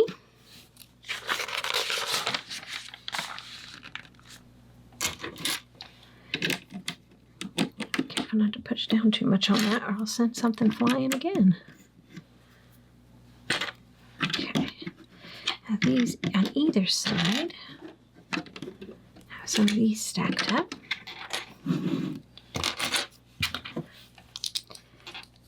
It hasn't felt like a difficult build so far. I know Rivendell was actually quite difficult. You really had to pay attention to what you were doing. But Barad-dûr you did, but it just felt a little bit more repetitive. And there was a couple parts that seemed tricky, but it wasn't too bad. But this one just, I would call it really relaxed building. That is if I can remember all my pieces. Not send them flying to the floor. But otherwise, it seems very relaxing. Now wait, don't forget this piece.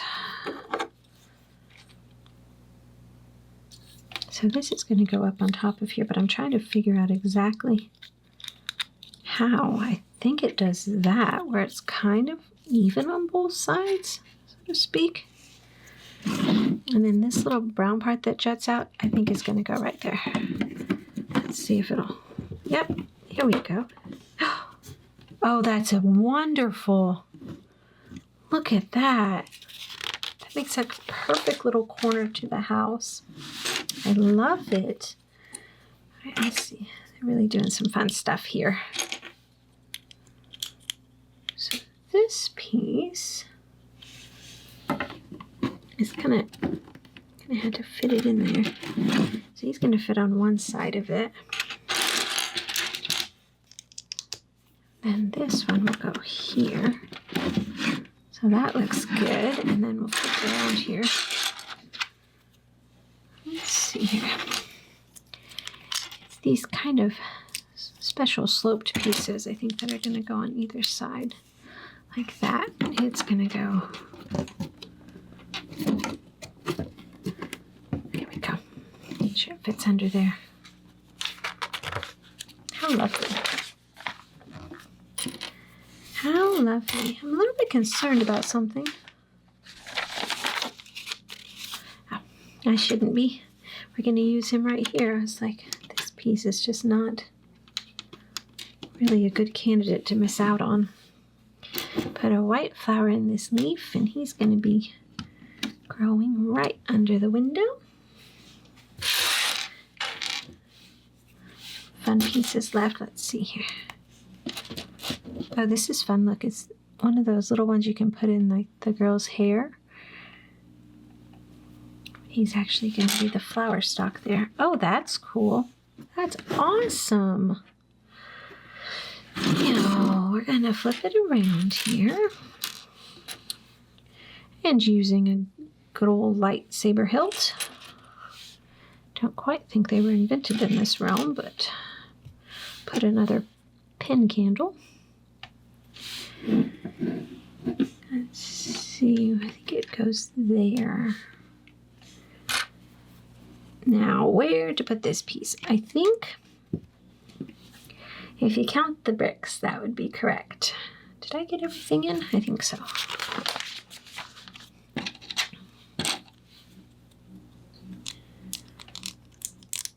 I'm trying to make sure I put that on right too, because that was kind of confusing in the picture where it was supposed to go.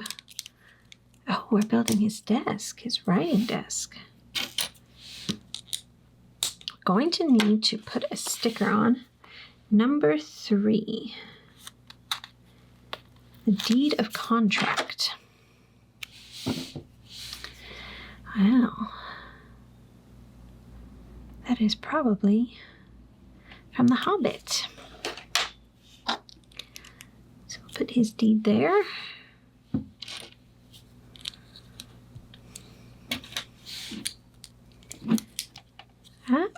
Don't do that. Built something similar in Rivendell, I think. This little ink pot. It's got a purple ink pot. And then this is going to go. Alright, so it's going to actually fit on top of that kind of moss green over there. I need to build up a book. There and back again. It's such a comforting thought to a journey. There and back again. I suppose if you didn't want to come back, it wouldn't be, but I have a feeling most of us do. And number 1 is the... I'm guessing if you look at it, it has 2 B's for his initials on the bottom, so I'm going to put those on the bottom because if you flipped them around, they wouldn't really be a B. Okay. Oh, that's a special book to have. I'll put that right there. So we made the book, but now we have to make something else.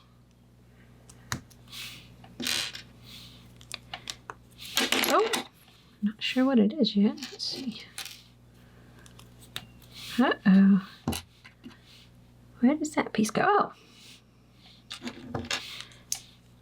Well, if I just looked a little farther, it goes right there.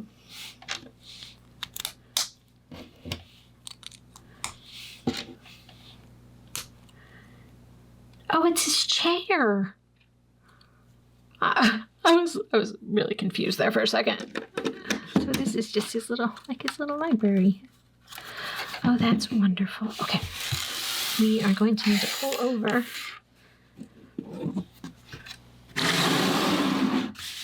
Deeply. portion of it. Every time I try to move this, I knock this candle off over here. I'm thinking I'm going to move it.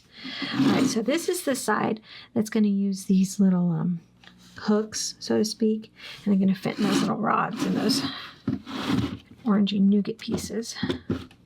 I'm also going to attach here these hooks, so you got a lot of different places that are kind of nestle in there. Oops. Knocked some branches down. And one of these, there we go. Snapped very nicely. Oh, nope. There. Now I think it's in. And it's snug, man. You're not going to pull that out very easily. Now, where did I knock these down from?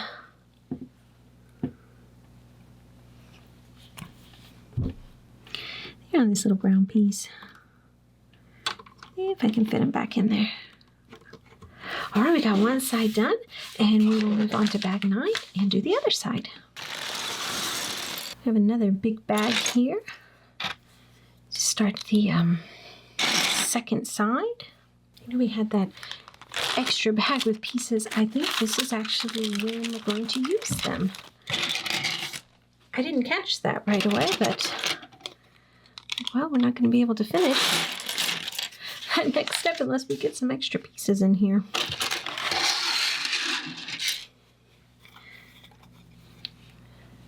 This thing's going to get big pretty quickly. Let's see, we need to do something else here first. So, if you have been building with me here and you've stuck around till this bag, tell me what you think so far, because I'm struggling just a bit. I promised myself that I wouldn't compare this set to the other bigger sets that are in kind of this Lord of the Rings line that they kind of started,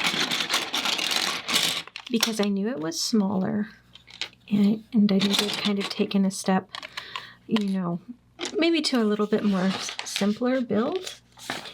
I don't know. I think I'm struggling a little bit. It seems like it was too big of a jump.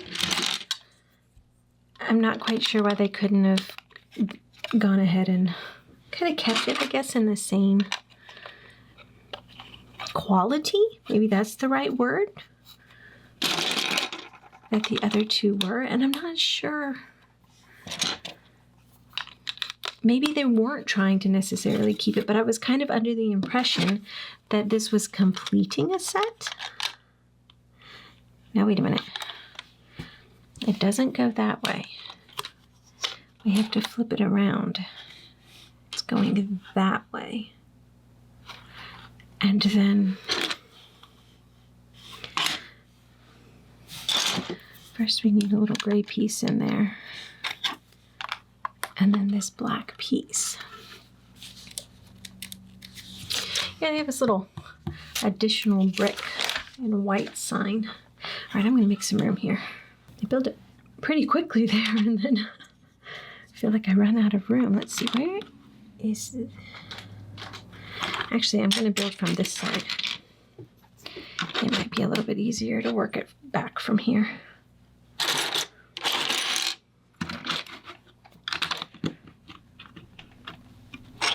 It's not like they ever said that it was going to be a specific, I don't know the right word, but like a specific level of building, you know, because you've got the more expert sets, and then you have maybe the little bit cheaper, and I don't know, you kind of know if there's certain price points are going to give different levels of building. I hate to say the word quality, because I think that all of the sets have a lot of quality built into them, but you know, the more pieces that are in it, the more cool features it's going to have. And so I don't know, I guess I expected personally, with no reason why I should have expected this, but I kind of thought that this next one that they were going to release would kind of be on that same level of detail and a kind of, I don't know, it just makes it really special when they kind of do that and add in all of those little details and extra pieces. And so this one definitely has fallen short from that. Oh, wait a minute. I'm just going to mess all that up. To move everything a bit here. These are up higher up here. Oh my goodness. Really messing it up. There we go. I think that's correct now. Then that piece will go on in the correct spot. I'm not doing a very good job of describing it probably, but you may know kind of what I'm thinking here too. I'm afraid that I may not be the only one that is kind of struggling with that disappointment a little bit. Now, where do you go? Oh, there. I was trying to put him in just a little bit wrong.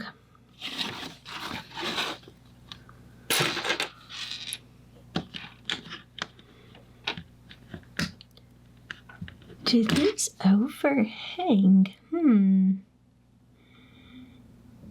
No, they don't overhang. This one goes back one.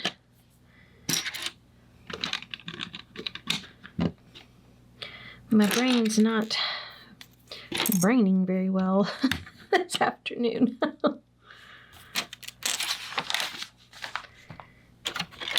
It's just kind of clumping along.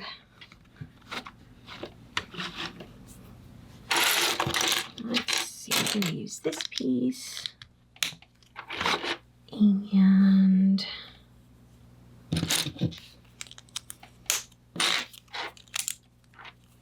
I think it's built up.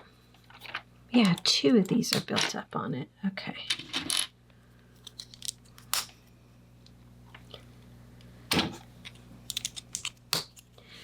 I think I wish that they would have gone all out on this. Like the tree that we just put on top of his house, it's really cool, but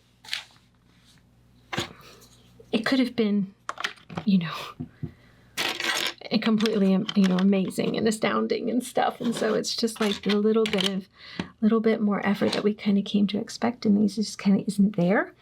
And I would have loved to have seen them do that. And then if they wanted to kind of ease back a little bit, make some more affordable sets, do it with something else, but go ahead and, I don't know, keep these 2, but it's quite possible that the more expensive sets weren't necessarily doing well for them with selling. So maybe they thought if they brought it back down to a little bit more reasonable price. Because, the funny thing is that the one thing I heard a lot of complaint about was the price being very costly on these and kind of keeping it out of range of people's ability to get them. So bringing it down maybe made that more possible, but then they do something like that, and then the complaining starts that it's too simple. We're just never happy, are we? What I would love to see personally is a collection of both, because like with the Harry Potters and the Disney, you have the expensive sets, the ones that kind of really take it to a higher level of detail and intricacy. And then you have, options within the little bit more budget friendly. But with Lord of the Rings, they've just been doing the big ones for the past couple of years. Well, and then the brick heads, but we're going to build something here. This is going to get a little technical. I've got a ring kind of hiding. I had to get him out somehow. All right, tapped him right out.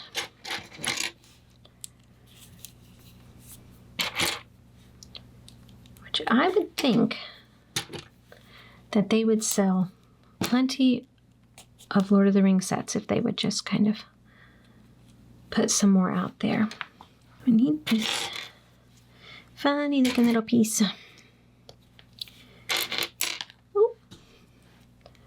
Some pins in him. We're going to use a sticker if I can find the tile first, and then is like a charred envelope. Wait, it's this thing we needed.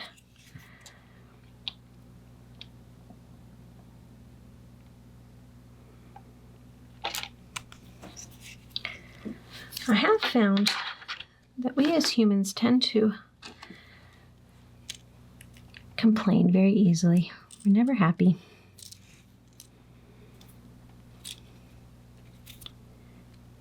I think that's one of the reasons. Oh, that does not come.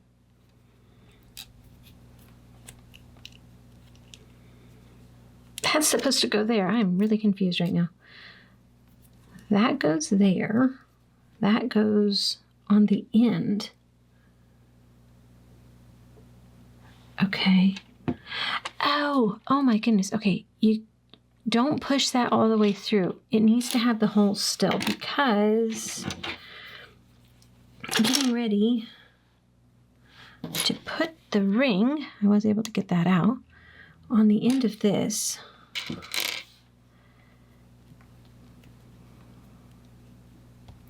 And push it up into this little piece.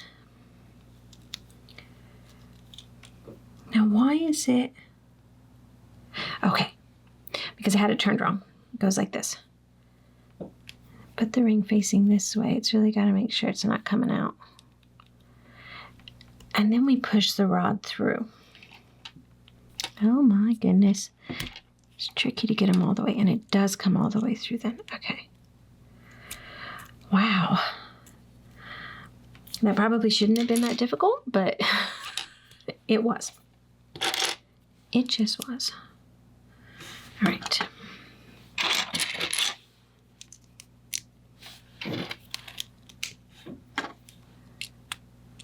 That goes on there. I think I've got that correct, or I hope so. Oh, I love these. They're like squishy. Probably because Lego bricks are not soft, and so when you do find one that's soft, it's all exciting. See, this pin's gonna go up there. I always really have to think on this part because I'm definitely not as skilled when it comes to like Technic type stuff. All right, I think it's going to come onto this side. I was trying to put it over there, but it needs to be like kind of in front of you. And it's flipping everywhere. So does that make sense? And here's hoping that I'm correct. I had to look at that for a second too. So you have these two 1x1 bricks, and then you have this 1x2, and they're all the ones that, you know, have the holes and are modified. So this one, this dark tan looking one, is actually going to go down in the hole. And then these two are going to fit up above it. So we can turn it. And I turn it around here. I think he threw the envelope in the fire and the ring shows up. That's really cool. All right. Had to really think through that one.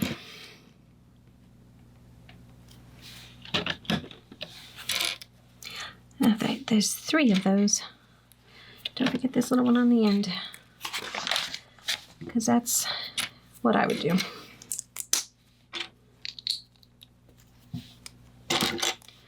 All right. So where does this go? He goes, I think he just goes right there. I think we're kind of sealing off our little mechanical part there. Let's see here.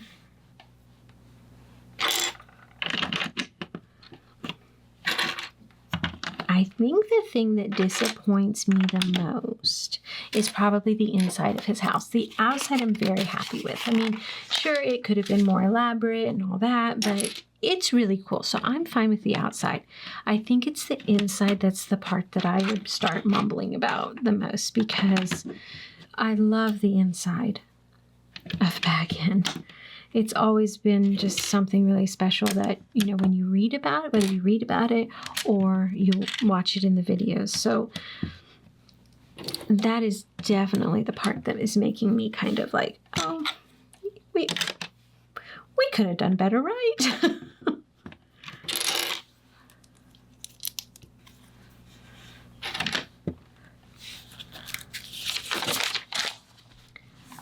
And we're down here. Let's see here. We have that one goes there. All right. Build up some more ground. Very green. I think it overhangs. Yeah, because then it fits in perfectly right there. Very nice.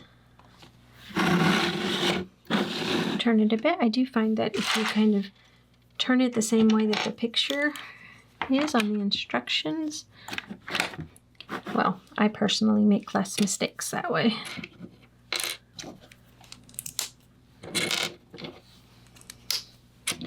I still can't get over how many mistakes I make. This is interesting because these balls are, one of them is in deeper, basically a whole row. But if I remember correctly, when we were building the center of the house, I was like, that's definitely at an angle. So that's probably why these are also at an angle.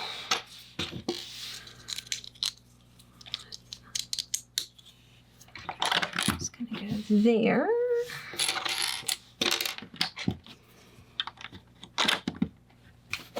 I do like how they have built in what appears to be kind of little scenes. So when Frodo and Gandalf were obviously, speaking of the ring here, discovering what it is. So you've got that being represented here, which is cool. Oh, this is cool. Building up a little bit of the fireplace here, mantle.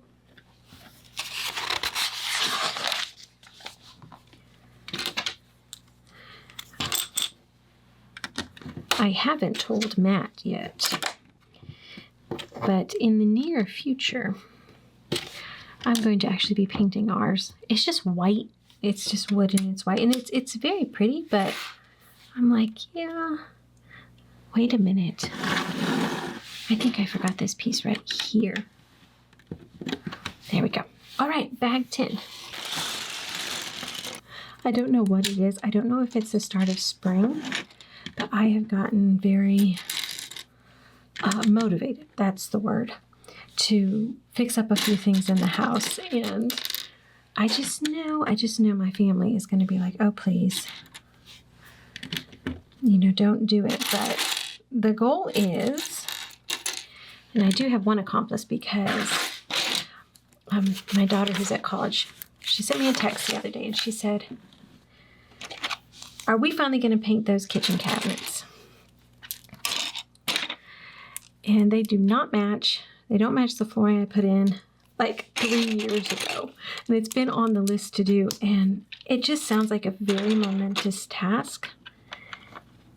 And we just haven't gotten around to it. I'm like, let's do it. Let's, you know, if you'll help me, you know, we'll do it. So this summer, that's kind of the plan. But whatever the builders put in here is just kind of, I don't know. I guess they're standard kind of run of the mill. But I was taking a look at them because I think at first I thought they were just, you know, they did that kind of laminate paper covering on most of them. But I was like, well, the doors are definitely wood. But then some of the end where it's exposed, you know, to the, I don't know, kitchen, that's just that paper laminate that's covering whatever plywood they put under there. And I noticed that the framing around the doors appears to also be wood. Because what I'd love to do is maybe paint the bottom and stain the top. And I didn't think that was going to be possible, but I'm beginning to wonder if it is, if I could put some thin wood paneling on those ends that aren't actual wood. So see, this is what happens. This is what happens to my brain. I get involved in a project and I'm like, well, maybe we could do this and this, and all of a sudden it's a very involved project, but I love a good involved project. My family, on the other hand, is going to cringe when I start telling them all the possibilities that we can do. I've heard two things said. I've heard keep your house, whatever you do to it, and at a point where if you needed to sell it, it would sell well. And then I've heard the other philosophy of it's your home, you live in it, you do what you want with it, what makes you happy. And I've kind of, I've balanced between them a little bit. But something about this year, I'm just like, oh, forget it. I'm doing what I want. And so we have this half wall that goes up our stairs. This very open floor plan, so there's not much wall there, but this goes in here. It's kind of funny. I'm not sure what we're going to do here. And I was walking up it, and I thought, this is going to go in here. It's just going to kind of fit. Oh, that does connect over there. Wow, that's a new little way of working an angle. I don't feel like it's as straight as it should be. It's kind of curving up, but no, I think that looks right. That's very interesting. All right.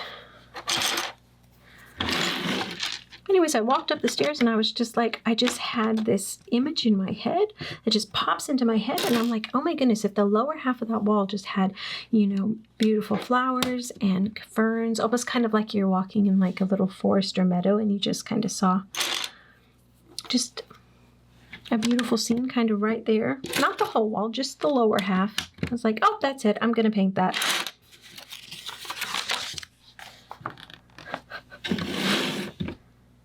So I'm probably going to get myself into all kinds of trouble come spring.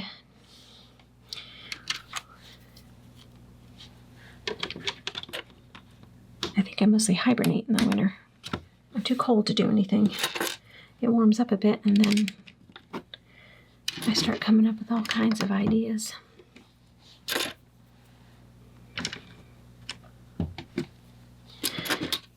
I can do drawing and painting on small scale. Okay, I'm not an artist by any means, but I can get away with it if it's kind of on a small scale.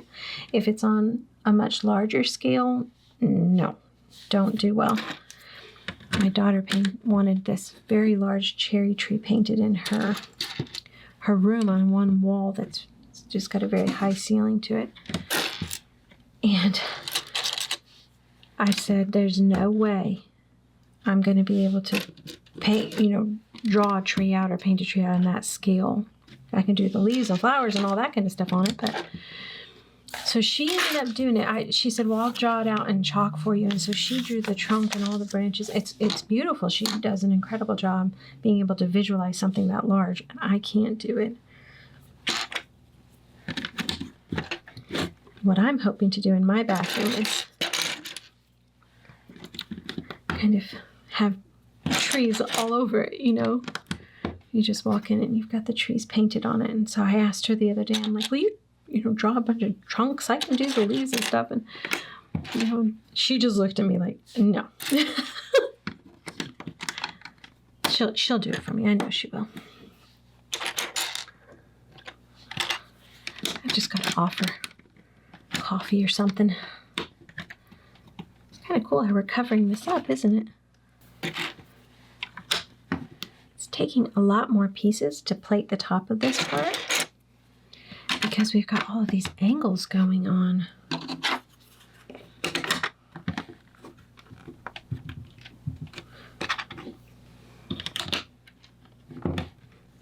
Let's see here.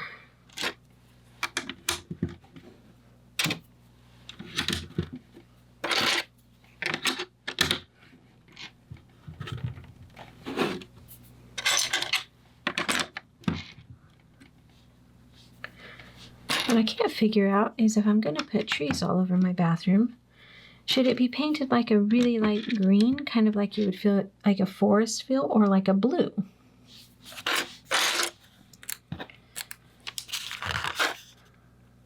I want it to feel cozy. And so I'm kind of stuck with what paint to use there.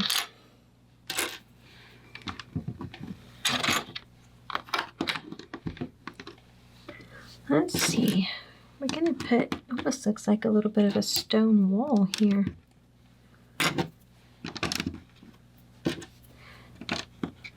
Oh, that's cool how that made that corner.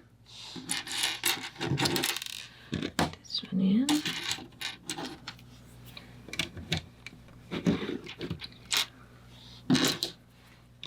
Yeah, it definitely looks like a stone wall. All right. Now, I gotta make sure I'm getting the placement right on this. I think, no, I don't like it. I think it goes there. Yes. I think that's better.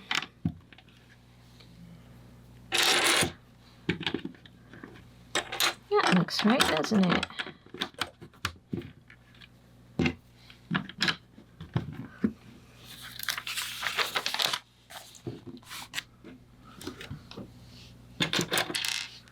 So it says 2 of these.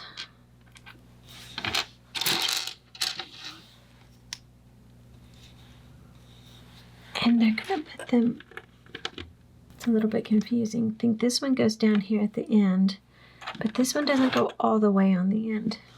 It's got this little guy that goes here first. I'm guessing we're building up the wall to the house right now.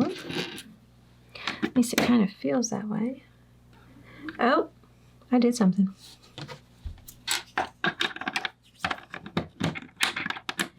That needs to move down because this goes right there.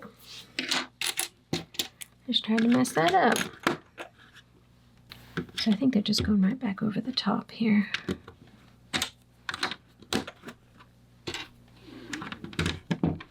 It's kind of hard when you don't see a lot of height happening. Looks like we just did that. There we go.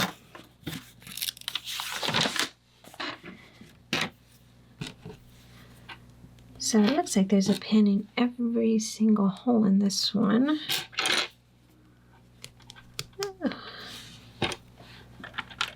And this is going to go in front of all that we built. Oh, I need a 4.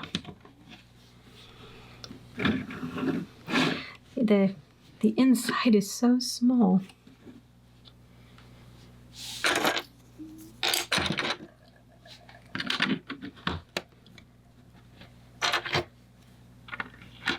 Let's see, this is actually at the same, no. There's a hole right there. Everything's kind of coming down one from each other. I think that's how it looks. That's going to fit in real nicely there, and let's put this little cylinder back here first. And then it'll fit back in there real snug. And we can fit, if we can find it, this little piece right in there. Okay, we're gonna, well, they didn't turn it too much. I was gonna say we're gonna turn it, but not by a whole lot. Oh,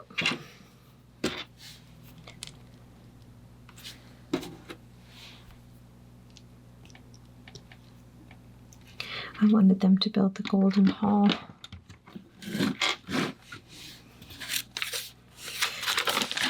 But that could be difficult because that may have to be done in a larger scale to really make it shine.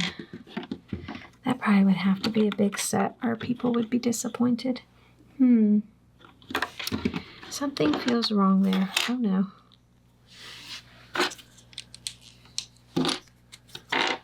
Brought that little gray piece up that wasn't supposed to be.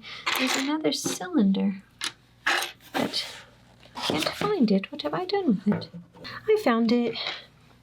It had slipped to the floor. It took me forever though because it's kind of dark, and this is what's confusing me to no end because I put this piece on wrong. It needs to go there. Now I'm not confused. Let's see, this needed to fit into that little hole. Now back over here, I'm gonna start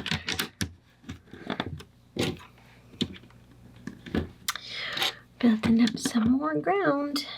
We need that little smooth tile to go in there.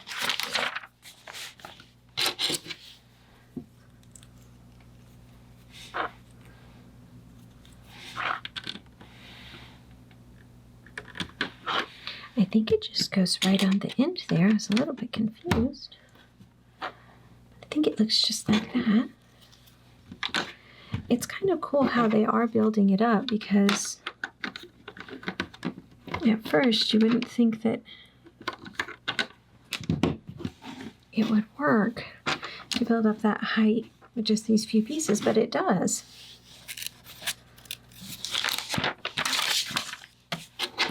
Last two pieces go down here. And we're on to bag 11. Looks like we're going to work on the inside here for a little bit. I think this bag we might be primarily working on the inside. Whoops. Bilbo just kind of hopped over there.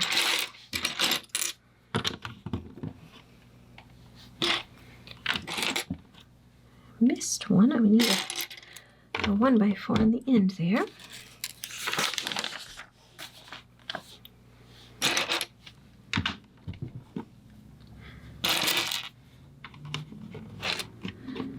It'll be exciting to see it all kind of put together at the end. They're calling this a decorative pine cone, which I think it's the hedgehog's body. Okay, my last build was the Friends apartment and stores. And it had a little hedgehog in the garden. Okay? And they're calling this a decorative pine cone. So they basically just took the hedgehog and got rid of its face. And there's a pine cone. I'm like, I've seen that before. I'm not sure what this is supposed to be in his house. My daughter could probably tell me immediately what they're trying to portray there, but I just see a faceless hedgehog. I'm gonna have to call her in and figure out what it is. Now let's see, we're gonna put a stack of letters together.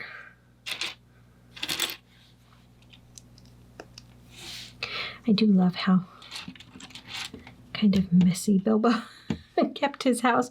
I couldn't do it. I'd be like going crazy. But it just feels kind of, I don't know, when you see it like in the movies, it doesn't bother me. It just feels like there's like little hidden treasures everywhere that would be fun to hunt for. But I'd probably go crazy if it was my own house. Now, why are you not fitting down there? There we go. That was being stubborn. Ooh, we're going to make a little table. So this is going to go on and probably be table legs. I don't think I've seen this piece in this color yet. Very well could have been around and I just haven't come across it. And I have never seen this piece. Now there's so many sets that I haven't built, or lines that I haven't built. You know, I have yet to build my first Monkey Kid set, even though I do have 2 of them. I picked them up, they're retired, but I was able to pick them up, but I haven't been able to get around to building them yet, partially because I'm waiting for a spot to open up in the display cabinets. But I keep putting other stuff there. Okay. We have a map to the Lonely Mountain going in here.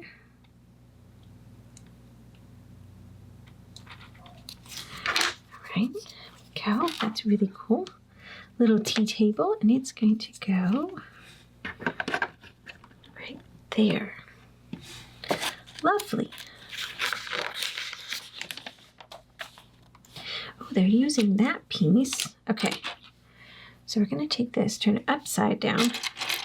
These are cool chairs. These are very cool. Then they just go, they don't really, they just kind of go in there kind of loose. Where's the other one?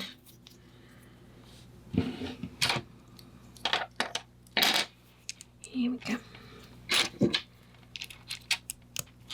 And then that one is going to go kind of over here. Like that. Oh, I love them. All right. I think we're going to work on a wall here. Kind of looks like and feels like a wall.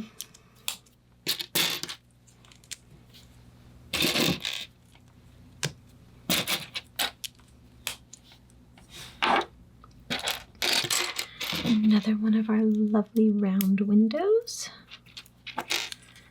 Goes right there.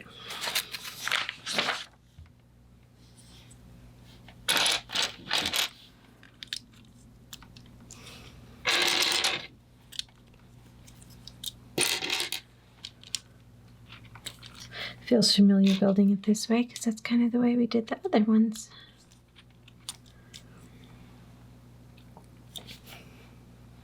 Here we go. You put so many pieces like that together, sometimes they start shifting around and you get these jagged little edges I don't like. It does that with just the one wide bricks. And smooth on top of that. And then yeah, okay. I was like, does it go on the top one there? Or, oh, that's very crooked. That's better. It does, so you can put that little dark orange tile underneath of it. And these go underneath of even that. Putting them on as I find them here. Here we go. Now, oh, we did this before to get an angled. All right. There we go. That was easy. I don't know about you, but I feel like I'm getting a hang of this set. You definitely can start to kind of, the more you build a set, the more you kind of get an idea of how the designer was thinking, kind of the way they were using pieces. They do seem to be consistent. Okay, this one has, I did this wrong. Darker yellow flowers on the outside. There's kind of 6 prongs to these, and 3 of them are the lowest, I would say. They kind of come, and then the other 3 up top kind of come above those. So they've got the light yellow on the top, and then around the bottoms of those, they put the yellow. The dark yellow, excuse me, they're all yellow. Now, where does this little guy go? He goes up here. Wait. There's a kind of a decorative piece there. And then cheese. Right for Bomber. There we go. think we got everything on that page. It's kind of hard to tell. There's a lot going on there. They're going to put pins here. Wait, I want to put this in first.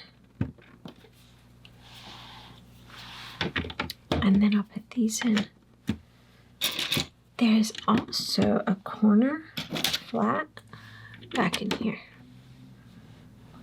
And, oh, we just put a little candle. It's kind of hard to get in now. Back in here. That's cool. All right, flip it around. Kind of work over here now.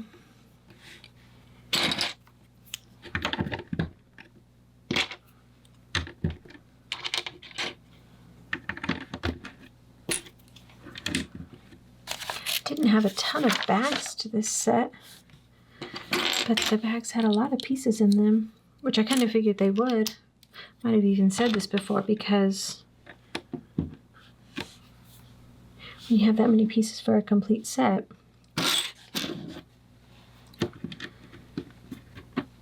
and you don't have that many bags, then you definitely gonna have quite a few pieces per bag. Oh, this is a square window. And you know, I think I know why. These will not go in. Why? I know I mentioned earlier they're going to have where Gandalf can pull in. Sam-wise. And I think that those little round windows, Sam was just not going to fit through those. So I'll bet you that this right here is maybe a window he can be dragged in. But it doesn't actually make sense because, oh no, it would. This was the room. Let's put those on. At first I thought we were in the kitchen and I was like, nope. Nope, nope. Oh, I wasn't supposed to stack the tiles up on that piece. I needed a hole in it. And I'm going to do that 2 times.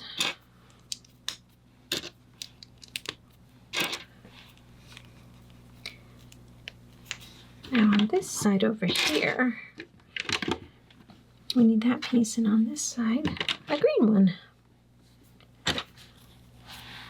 This goes on the outside. And then what are they doing? I think they're just kind of covering this up like this. On that side.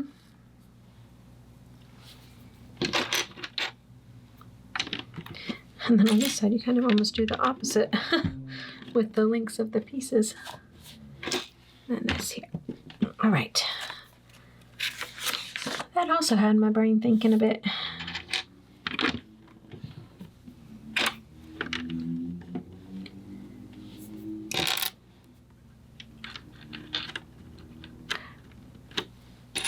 I'm actually trying to think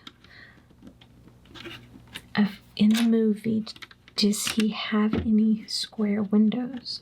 Were they all round on his house? I don't know if it shows it enough to be able to determine that. I was trying to get those straight. I don't know why I thought that they were all round, but maybe they weren't. Huh. Oh, it goes in. I was like, where's that going to attach to? To the gray ones. I'd use my brain for half a second. All right, turn it around and we're going to do pictures, and I believe this is his parents. And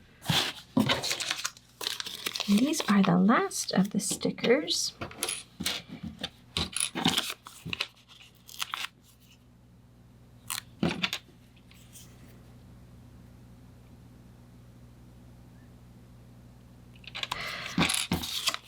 I like to try to get them on right in the middle, but it can be so hard to see if you're perfectly in the middle of the edges.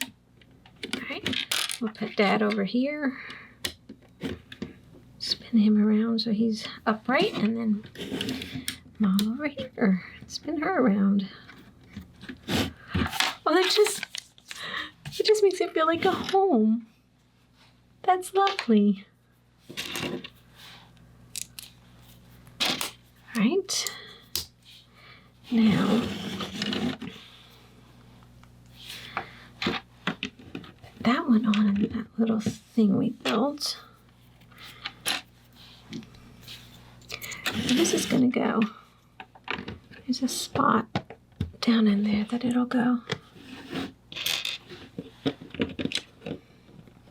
And then that one by one on the end.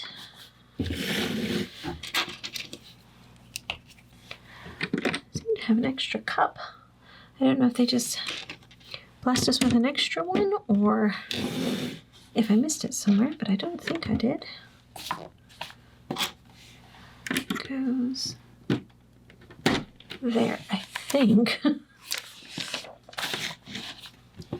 It's there because then that goes. Yeah, we'll get it all to the same height now. Right, they are going to kind of, it's interesting because these are attaching on the light gray piece, but they don't come down far enough to do the bottom. But these do attach to two. But the top ones rest on the bottom ones, so it's not a problem.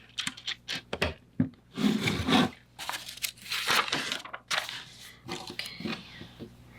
And the question is, why do I have an extra one of these? And where in the world did I forget it?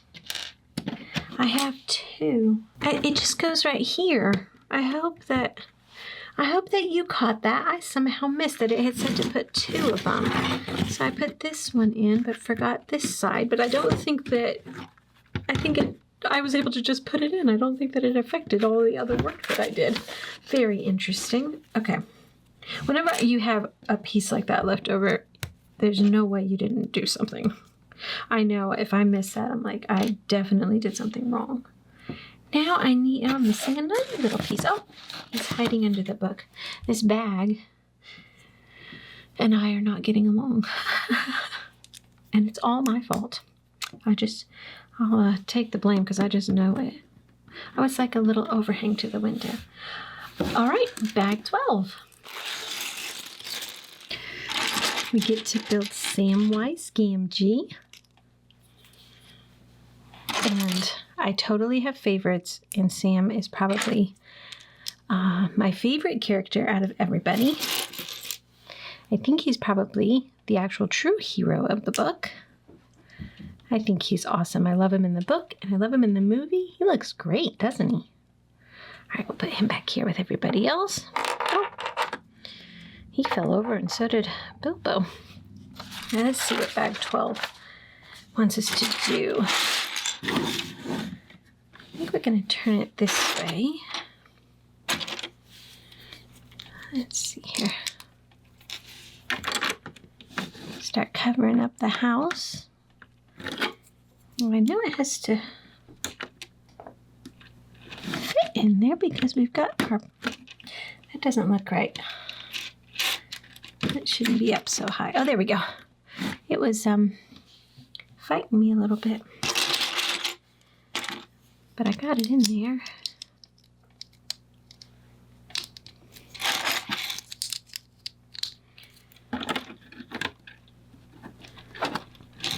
And I had to push that one too. I'll spin it a bit more. I wonder how it's kind of got these gapping holes. Gaping holes is probably the right way of saying that.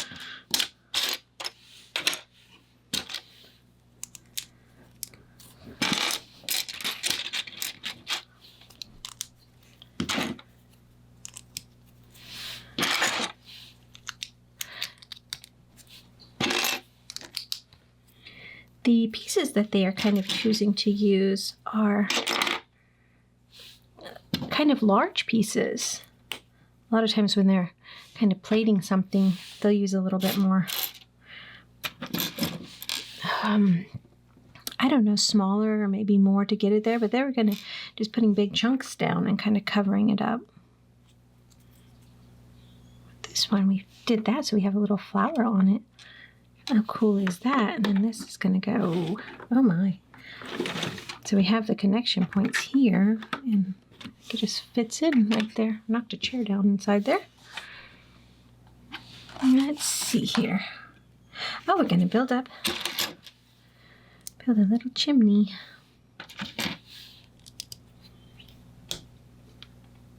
Go.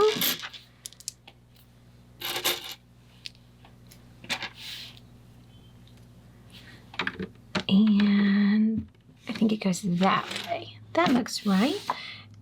But we need... Oh, I got worried for a second. Now, where does this go? Oh.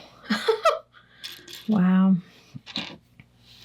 So one of them gets attached here, but then this other one goes on top. And then this one fits right down inside of there. So then they get to be on the same level. I don't know why that confused me so much, but I was not seeing that very well.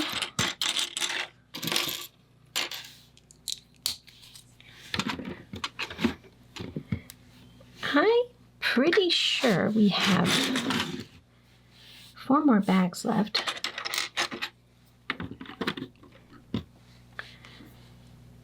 What do we need? I feel like we're getting awfully close. But we still have the whole outdoor scene. The party scene. Actually excited to build that up, and I feel like there's quite a few characters that we're going to meet. I wonder what this is.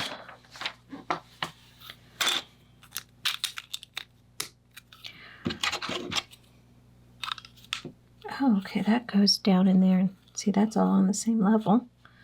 And then I'm going to build it up a little more. It's probably just the top of the house. It is. Oh, no. Look what I did. Let's see if I can get... Oh, hadn't pushed that one down quite strong enough. I was able to get it up. 3. They want us to stack 3 of these little wedge pieces. Put them right there. Yeah, they go on the end. So they do overhang a little bit, don't they?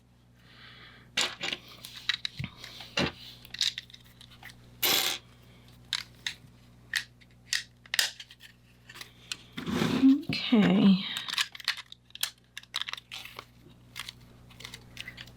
Then we need another one of those. Oh, maybe it's making another little chimney. Yep. They would have had a lot of chimneys because they would have had them in different rooms, I'm assuming, to keep everything warm. Oh, a little bluebird. I'm going to put that back a little bit, and let's see what they're having us do here. This is going to be...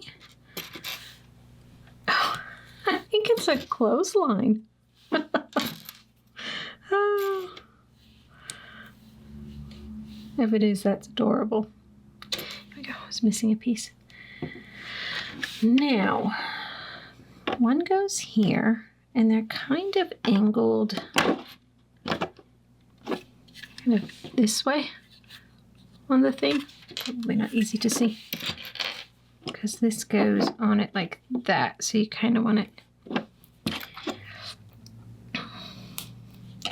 He's hung the wash out to dry.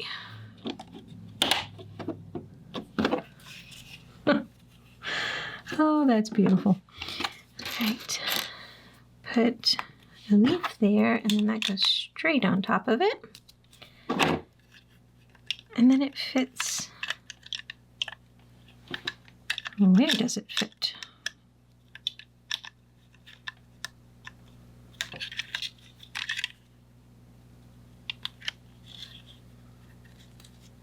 Oh, that one confused me too. I was like, I thought there was more studs showing than there was. So it looks like that on the bottom.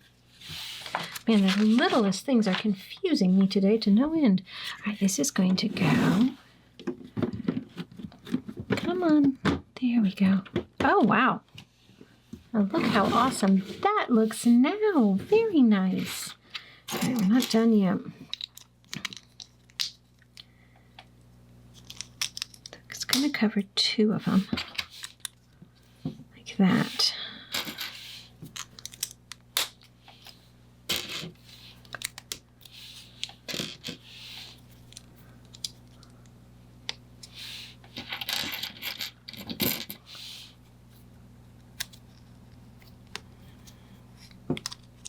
It's kind of tricky to put them in. I'm having a hard time here because it's actually wanting to pop off. It just has one small connection point.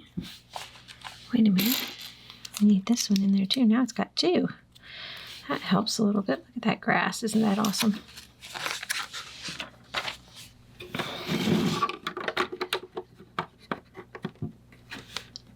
Now, let's see. I think it's on there. It feels pretty secure.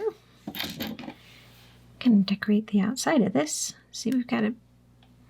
Oh, this one won't go in either. A pink flower over there. And a white flower is going to hang out over here. We have some grass down here. It's kind of growing up. Let's see. We're going to make 2 of these. This is a bush. It's not a flower because it's got all green on him. That's a cool idea. I didn't think about putting them, using this as like a bush. I always put flowers on them. And that goes in.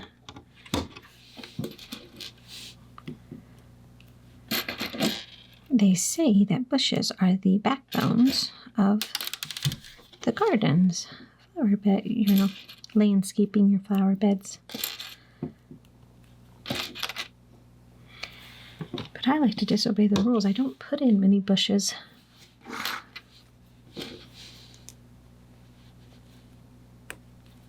Put that together. It's like, I'm not sure what it is. Is it a birdhouse? A lamppost? Make a little tree. Kind of looks like a little tree.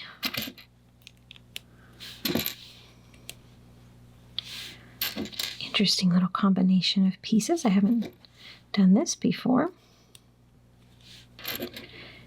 It's kind of odd that there's an extra one of these because that's not normally a piece they would give an extra one of. Probably need to go back and make sure I didn't forget something, but... So first, dark. Well, darker green than the other one that's offered. It is definitely not the darkest green that they make. And this one goes up here on top. And then it looks like they've just kind of put them to where they go the opposite way. These kind of face up. These are the new leaves. Most of the time, the newer growth is lighter. Not whatever that is now. Oh my goodness. I'm so clumsy today. All right. And this one goes down here. That little tree. All right, I'm going to make sure that this piece isn't missing. And then otherwise we're going to connect this actually. I guess they were just very generous. All right, now this side has the ball and joint sockets. So we're going to have to snap them in, and they are built in at an angle. So let's see here. You can kind of peek in there and see. That actually went in a little bit easier than the other side, but there's a ball and joint socket up here too, and that one is, there we go. I don't feel like it's fitting in quite as well. I'm going to take that off for a second because you can kind of see it in there. Because there we go. I could tell it just wasn't as tight. Now let's see if we can put this back down in there. make sure that that snaps on there. Hits all of its connection points. Oh my goodness, look. Okay, so we have the inside of bag end all done. It's looking quite fabulous. And then there's the gorgeous outside. So it's looking really good. So one more book left and we'll finish all the little special outside pieces. So this was pretty exciting when I realized that they were going to be making these characters. So this is, let's see, are these the same? I think they have the same bottoms. Mrs. Proudfoot. I believe it's Otto Proudfoot and Mrs. Proudfoot here. Oh, I love the part. Let's see, who is this? I think that, no, he's definitely Mr. Proudfoot, because he has a little bit thicker eyebrows than she probably would. Oh, look at this hairpiece. Look at that gorgeous curls she has back there. And she's carrying, what is this, a turnip? I love the part in the movie where Gandalf sets the fireworks off, and I believe it's them, and she kind of scowls at him because he's laughing. They're just kind of fun characters. They're in a couple parts. But I was glad that they actually made some, maybe a little bit more obscure characters. Not the ones you would normally think of right off the bat, but have some great little parts. In the movie, so he looks pretty good. It's interesting that his eyebrows are gray and then his hair is the tan. All right. So we built the bulk of the build, and I think now we're just building on those little kind of accessory pieces. What am I looking for? Here we go. Slide that on and then put another one of these. Looks like we're making the tent. Oops. Make sure that goes on right. The tent that gets kind of blown off when a firework is set off in it, I'm wondering. But there was quite a few tents around.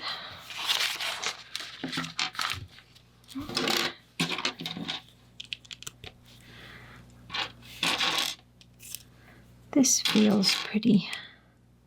Oops. Common sense wise, we're just kind of making a square. And then we'll put these little things on the ends. Using a whole bunch of little Technic pieces here, aren't we?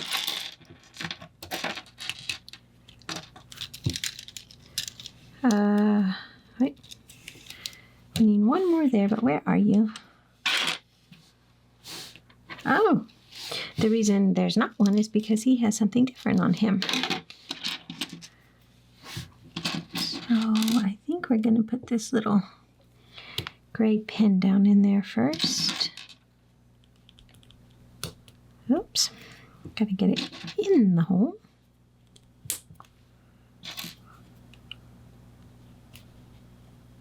You know, that piece almost looks a little warped.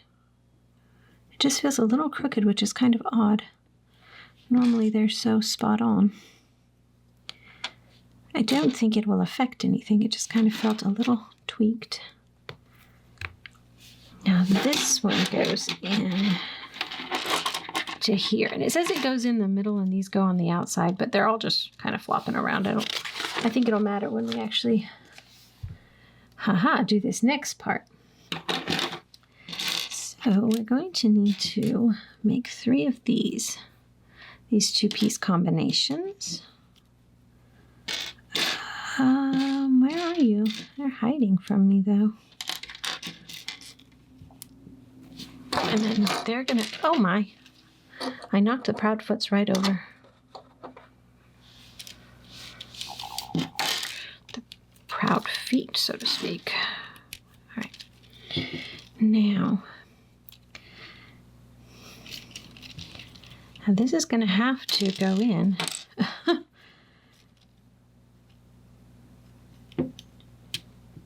This part bends up here. But you are going to have them all in the right spot, because otherwise, wow, that's cool. Kind of need to make sure they're lined up right, otherwise it'll tweak the frame is what I was thinking. Now we're going to make, okay, 4 of these. This is going to be obviously the little supporting leg. Let's see. Just like that. Okay. That's not too complicated. I really do have to think when it comes to parts like this, though. Or I'll do something silly like that. Forget a piece. I'm really bad holding too many pieces in my hand at once. With Technic pieces, I'm really bad. I have a tendency to get flustered, and then I forget something. I'm not sure why that is. It's just my struggle. I probably need to build more with them so that I can get past this little hiccup. Unfortunately, I don't gravitate to those pieces as much, so when I'm either building on my own or even picking sets out. Now, these are going to go, but it's so cool what you can make with them.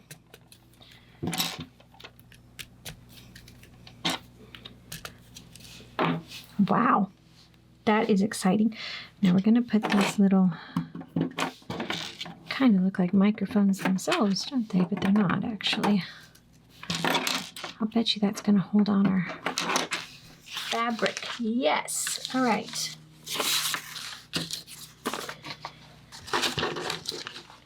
We have a couple pieces left. So I'm going to put this in here. And then it looks like we're just going to pop on each corner. Oh, you can do it. Now, leaving this left side here.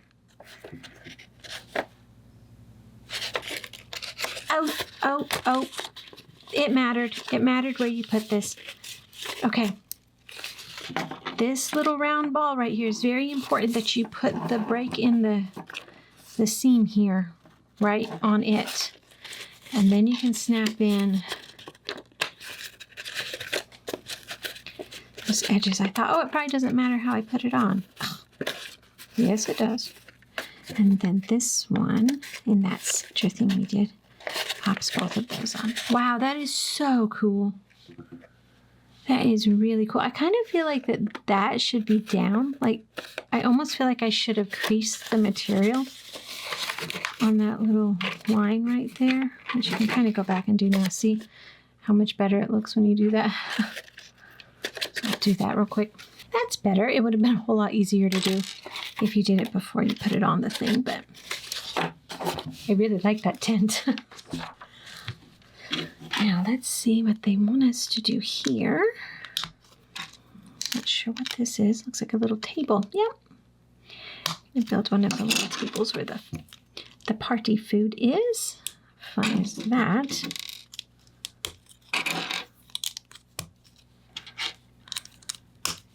They knew how to have a party, huh?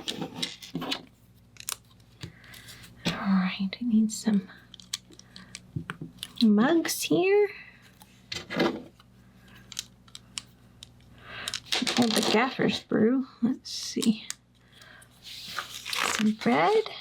Oh, and a cake. We get a decorated cake here. I think we're just alternating green and red all the way around it. Now, wait a minute. It has 2 different colors of red. There we go. Like that. We'll tear it up here.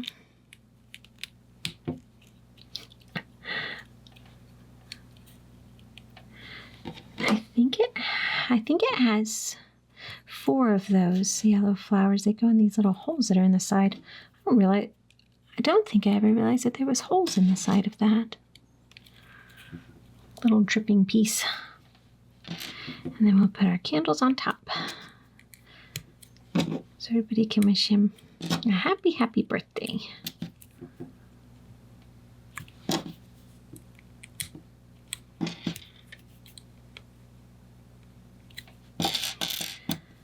little pieces left over from this bag. We'll put that right in the center of the table. Oh. And then we'll put it up on its table legs. Very nice. It's a nice little spread, isn't it? All right, bag 14. All right, these characters are the ones that completely sold me on getting this set. I mean, let's be real, I was going to pick it up no matter what. But when I saw what they did with Merry and Pippin, I just knew that I would be picking up this set. All right. Now the real question is, which one is which I should know this because one of them wore yellow and one of them wore green. I wanted to double check that for you. So Pippin is in green and Merry is in the yellow, which is kind of what I thought, but I just wanted to double check.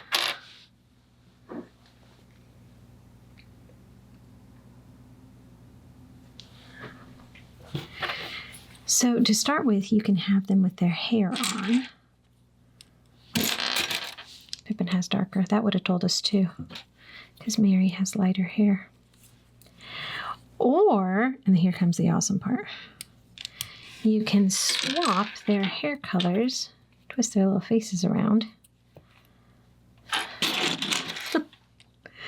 Oh, and they have a little interaction with a firework. And that right there is probably one of the best minifigs ever made. Those are so awesome. I just love them. And I'm leaving them that way. I just think that is so cool that they did that. Now, we're going to build up a whole bunch of little bitty things. Let's see here.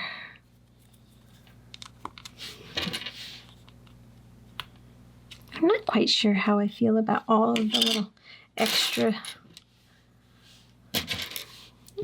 accessories, I should say, that don't actually connect in with the full build.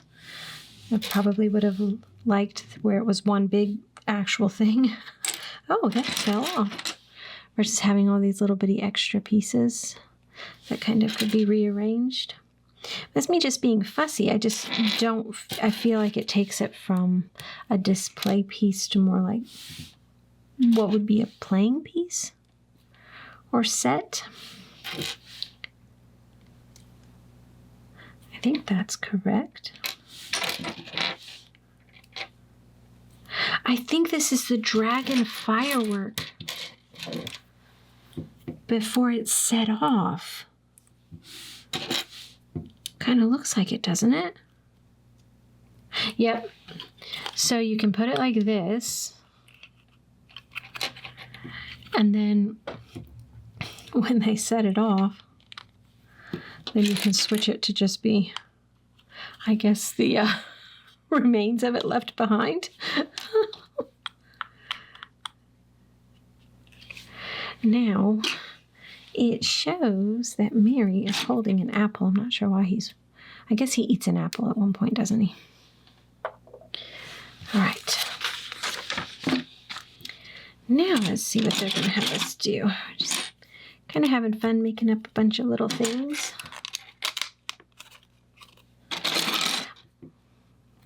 This part might actually be a little bit more complicated because I think that I saw that we're going to have another cool little feature here that Bilbo can use.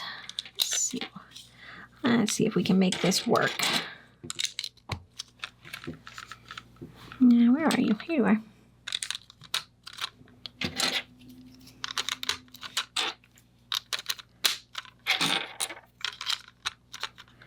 We need one more little green sloping piece.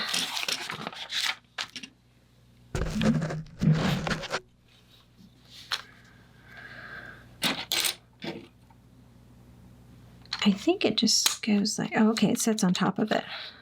I wasn't quite sure, and this one just goes all the way across the top. Interesting. Nothing can go underneath of it, so not quite sure how this is going to work. Oh, no, I was correct. It needs to come it'll overhang one in the front or the back, whichever one this is, but just the way I've kind of got it faced here.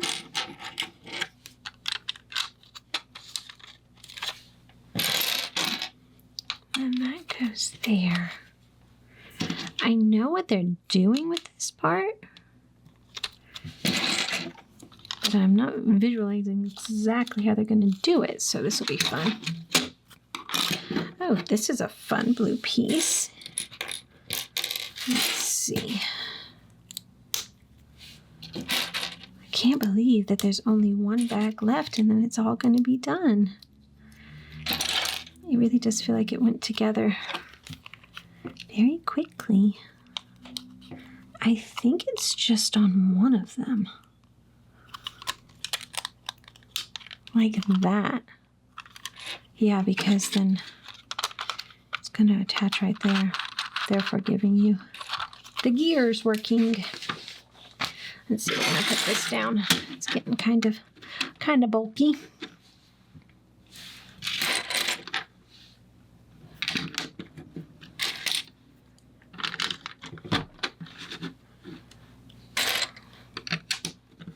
These go in. Oops. Put that in the wrong spot, didn't I? Right. This will make it nice and solid. See, it's feeling a little wobbly there.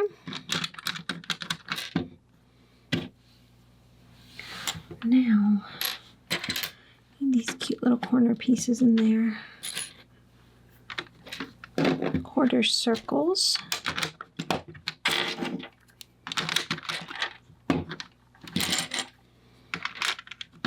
I'm gonna build up a little platform around here. We're definitely building something a little bit in depth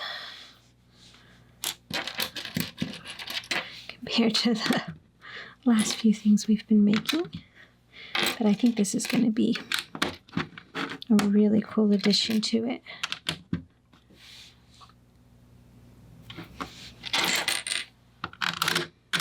That goes. Now that is going to prevent it from turning full circle.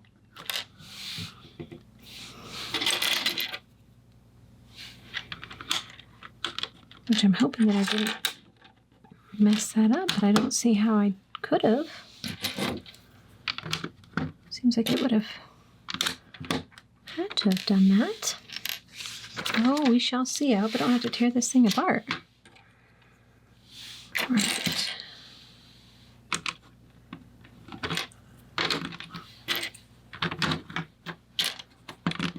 These go around it. Make a little step up.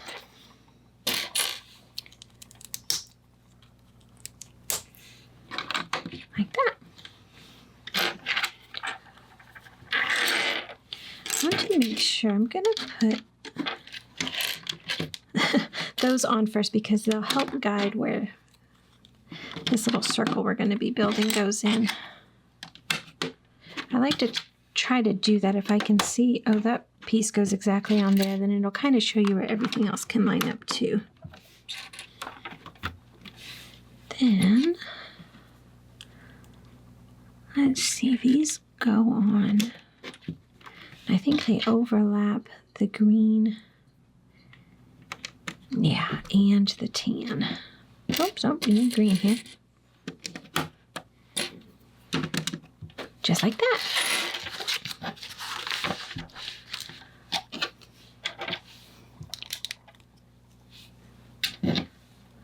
I'll bet you this is the part that actually does the magic.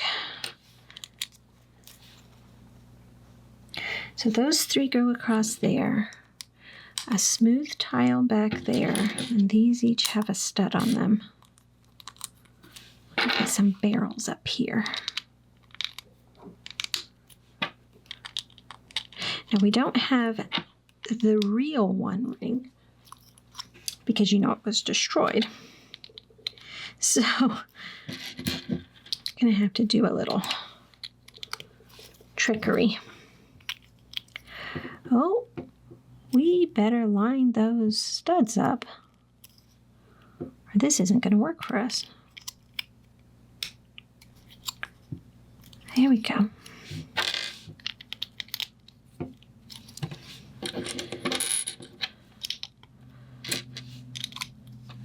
Just like that. That's pretty cool. Okay, and it's going to fit right down here in the middle. Now, the only connection point is this red spot down there, so. Okay. That was not too complicated. I'm just really hoping I got it on there right, because I am a little bit nervous. We're going to make 2 of these.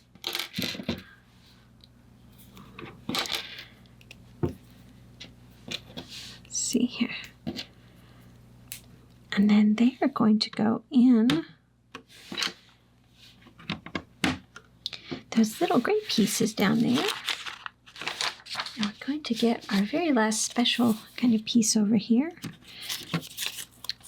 Our sign, Happy Birthday, Bilbo Baggins. It's going to fit right along there. Oh, that's cool. You can kind of move those to kind of straighten it out. Oh, that's awesome. All right. And our final bag.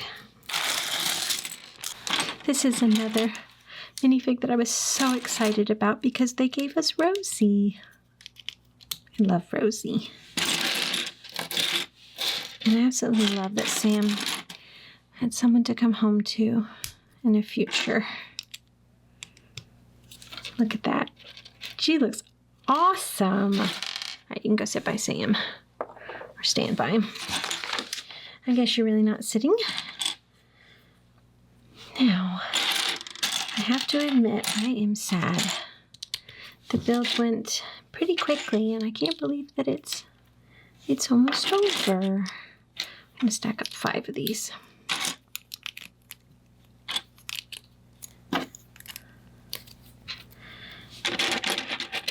Then 2 more of these. We're building something tall. Okay. Let's see, 2 of these. What are these? I think we might be working on some sort of tree. What do you think?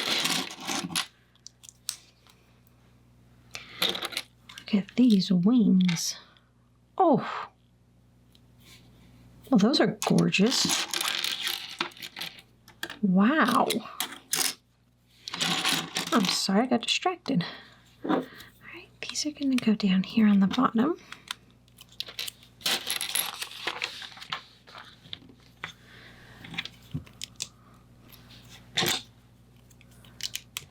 Just like so. Yeah, we're definitely making, oh, the tree. Wait, he's not quite secure yet. I'm looking for a smooth tile.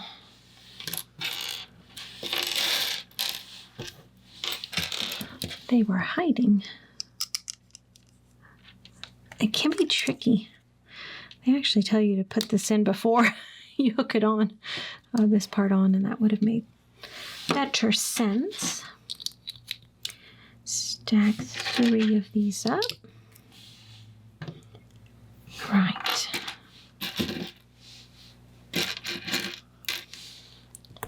It's going to be cool to see how they do this tree. I love all of the different ways that they're making the trees. I did that backwards. Oh, push through there. These aren't going to go back to back unless they're not kind of flush with each other. Oh, this is going to be a tall tree. Look at that. He's just getting taller and taller. I think I did everything right there.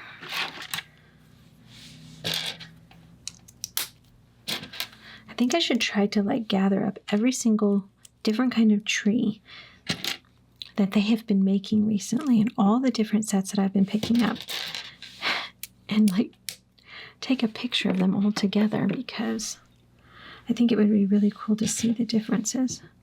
Right, this goes on this side, and then we flip it around and put this smooth tile down there. Then we flip it back around. Put these two on there. Make sure I'm paying attention here because there's a lot going on. So, where are you? This has got a piece on it first, those two.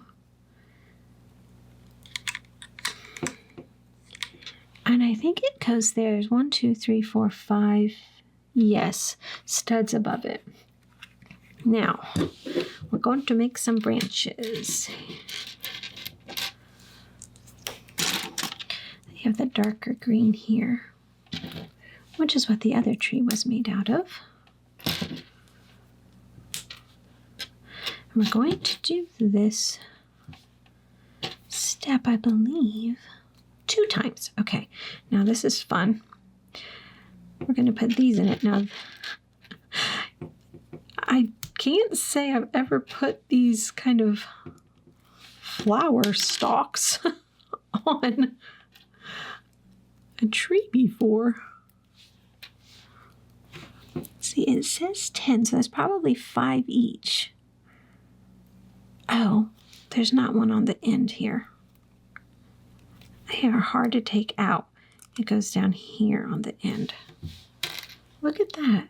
All right, we're going to do that again. Take your time on this. There's a lot of little things happening. And that piece. Build up his little stem here.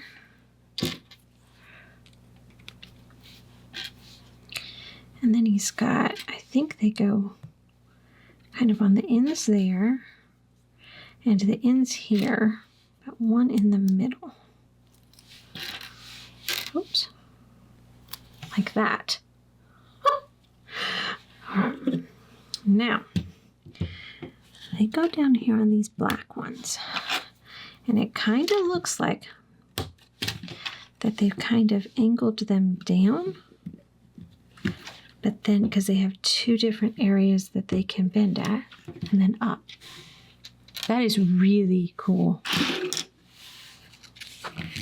I'm impressed. This one's impressing me. All right. Now, I have to tell you, I've done this before, especially on some friend sets. For some reason, they're not my favorite. But they're not using the little bitty round plates. They're using full-on cylinders, which might make it a little easier if you have fingers like mine that tend to cramp up with the little things when you've got a lot of them. I'm going to hook all of these on first, which is what it says to do. Well, where are they? I need one more, and it is hiding. Well, I just can't seem to find it. I'm wondering if I'm actually missing a piece. I so rarely am, but I know it happens. Oh, silly me. The center one, it doesn't have one. Oh my goodness. See? My kids will say, I think I'm missing a piece. I'm like, you're probably not. Go back and check something. And I know from experience. Okay, red, yellow, blue, and green is the pattern here.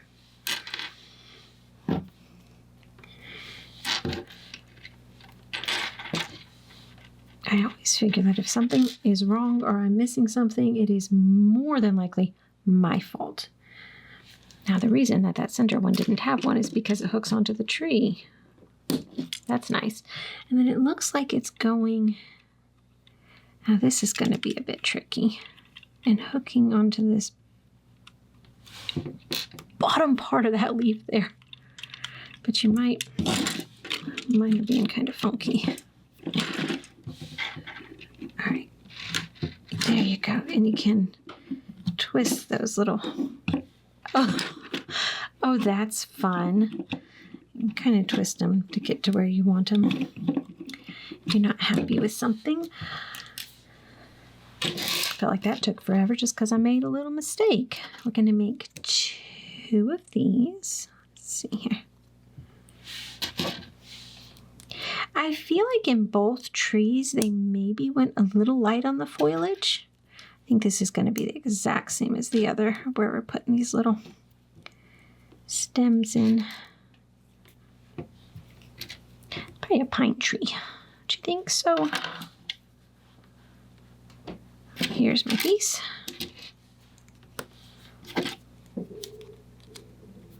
But maybe I would just like to see more branches.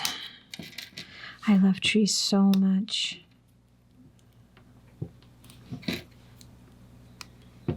I love trees and I love rocks.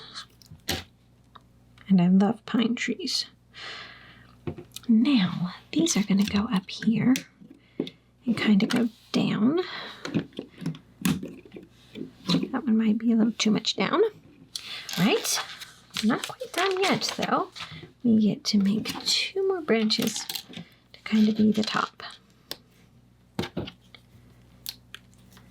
Tell me what you think. If you think they could have put maybe a few more branches on here.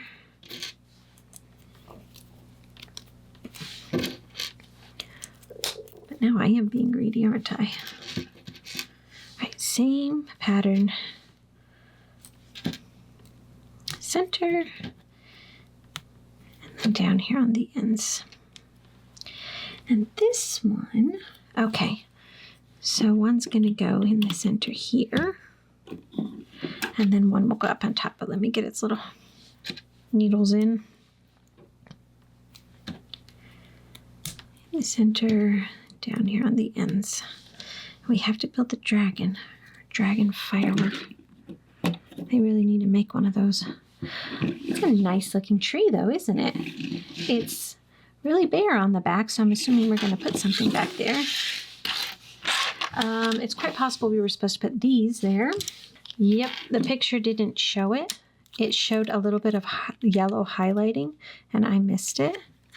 Okay, so he doesn't look quite as bare. All right, let's make this gorgeous firework. This is going to go in there.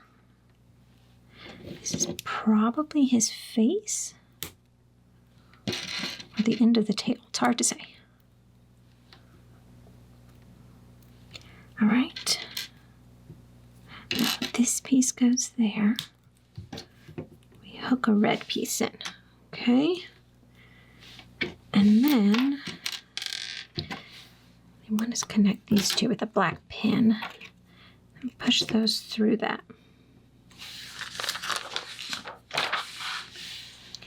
I have a feeling he's going to be very easy to make, but he's going to look amazing. Don't you love that when something looks or tastes amazing, but is super easy to make? We have that, and we're going to go straight into putting his wings on. See how these wings go.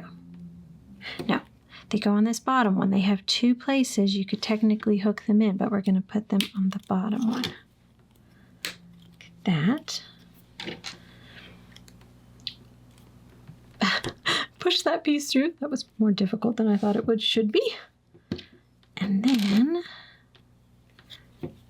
that's cool how they've done that, because now you have a support for him. This is his tail. That is the coolest Lego firework ever created. That is so awesome. All right, where are they putting it? Oh, they're going to put it right up here on top. And he'll go right off camera, so we'll have to zoom out of it. But before we zoom out, this actually attaches down here to this, so it becomes all one piece, which is really, really cool. And let's find Bilbo real quick. He's holding the ring. And if we use our little gear back here, he can disappear. So it didn't need to go all the way around. He just needed to go. So there's our little magic act. Isn't that awesome? How much fun is that? Okay. Well, look at this all together. It makes a pretty wide display when you kind of put it all together. I've got it scrunched up pretty good, so you could spread it out even more. There were definitely areas that I was kind of disappointed that maybe they didn't elaborate more on, but overall, it's a beautiful set. And if you're a Lord of the Rings fan, you know, it's a no-brainer. You got to pick it up. It's beautiful just the way that it is.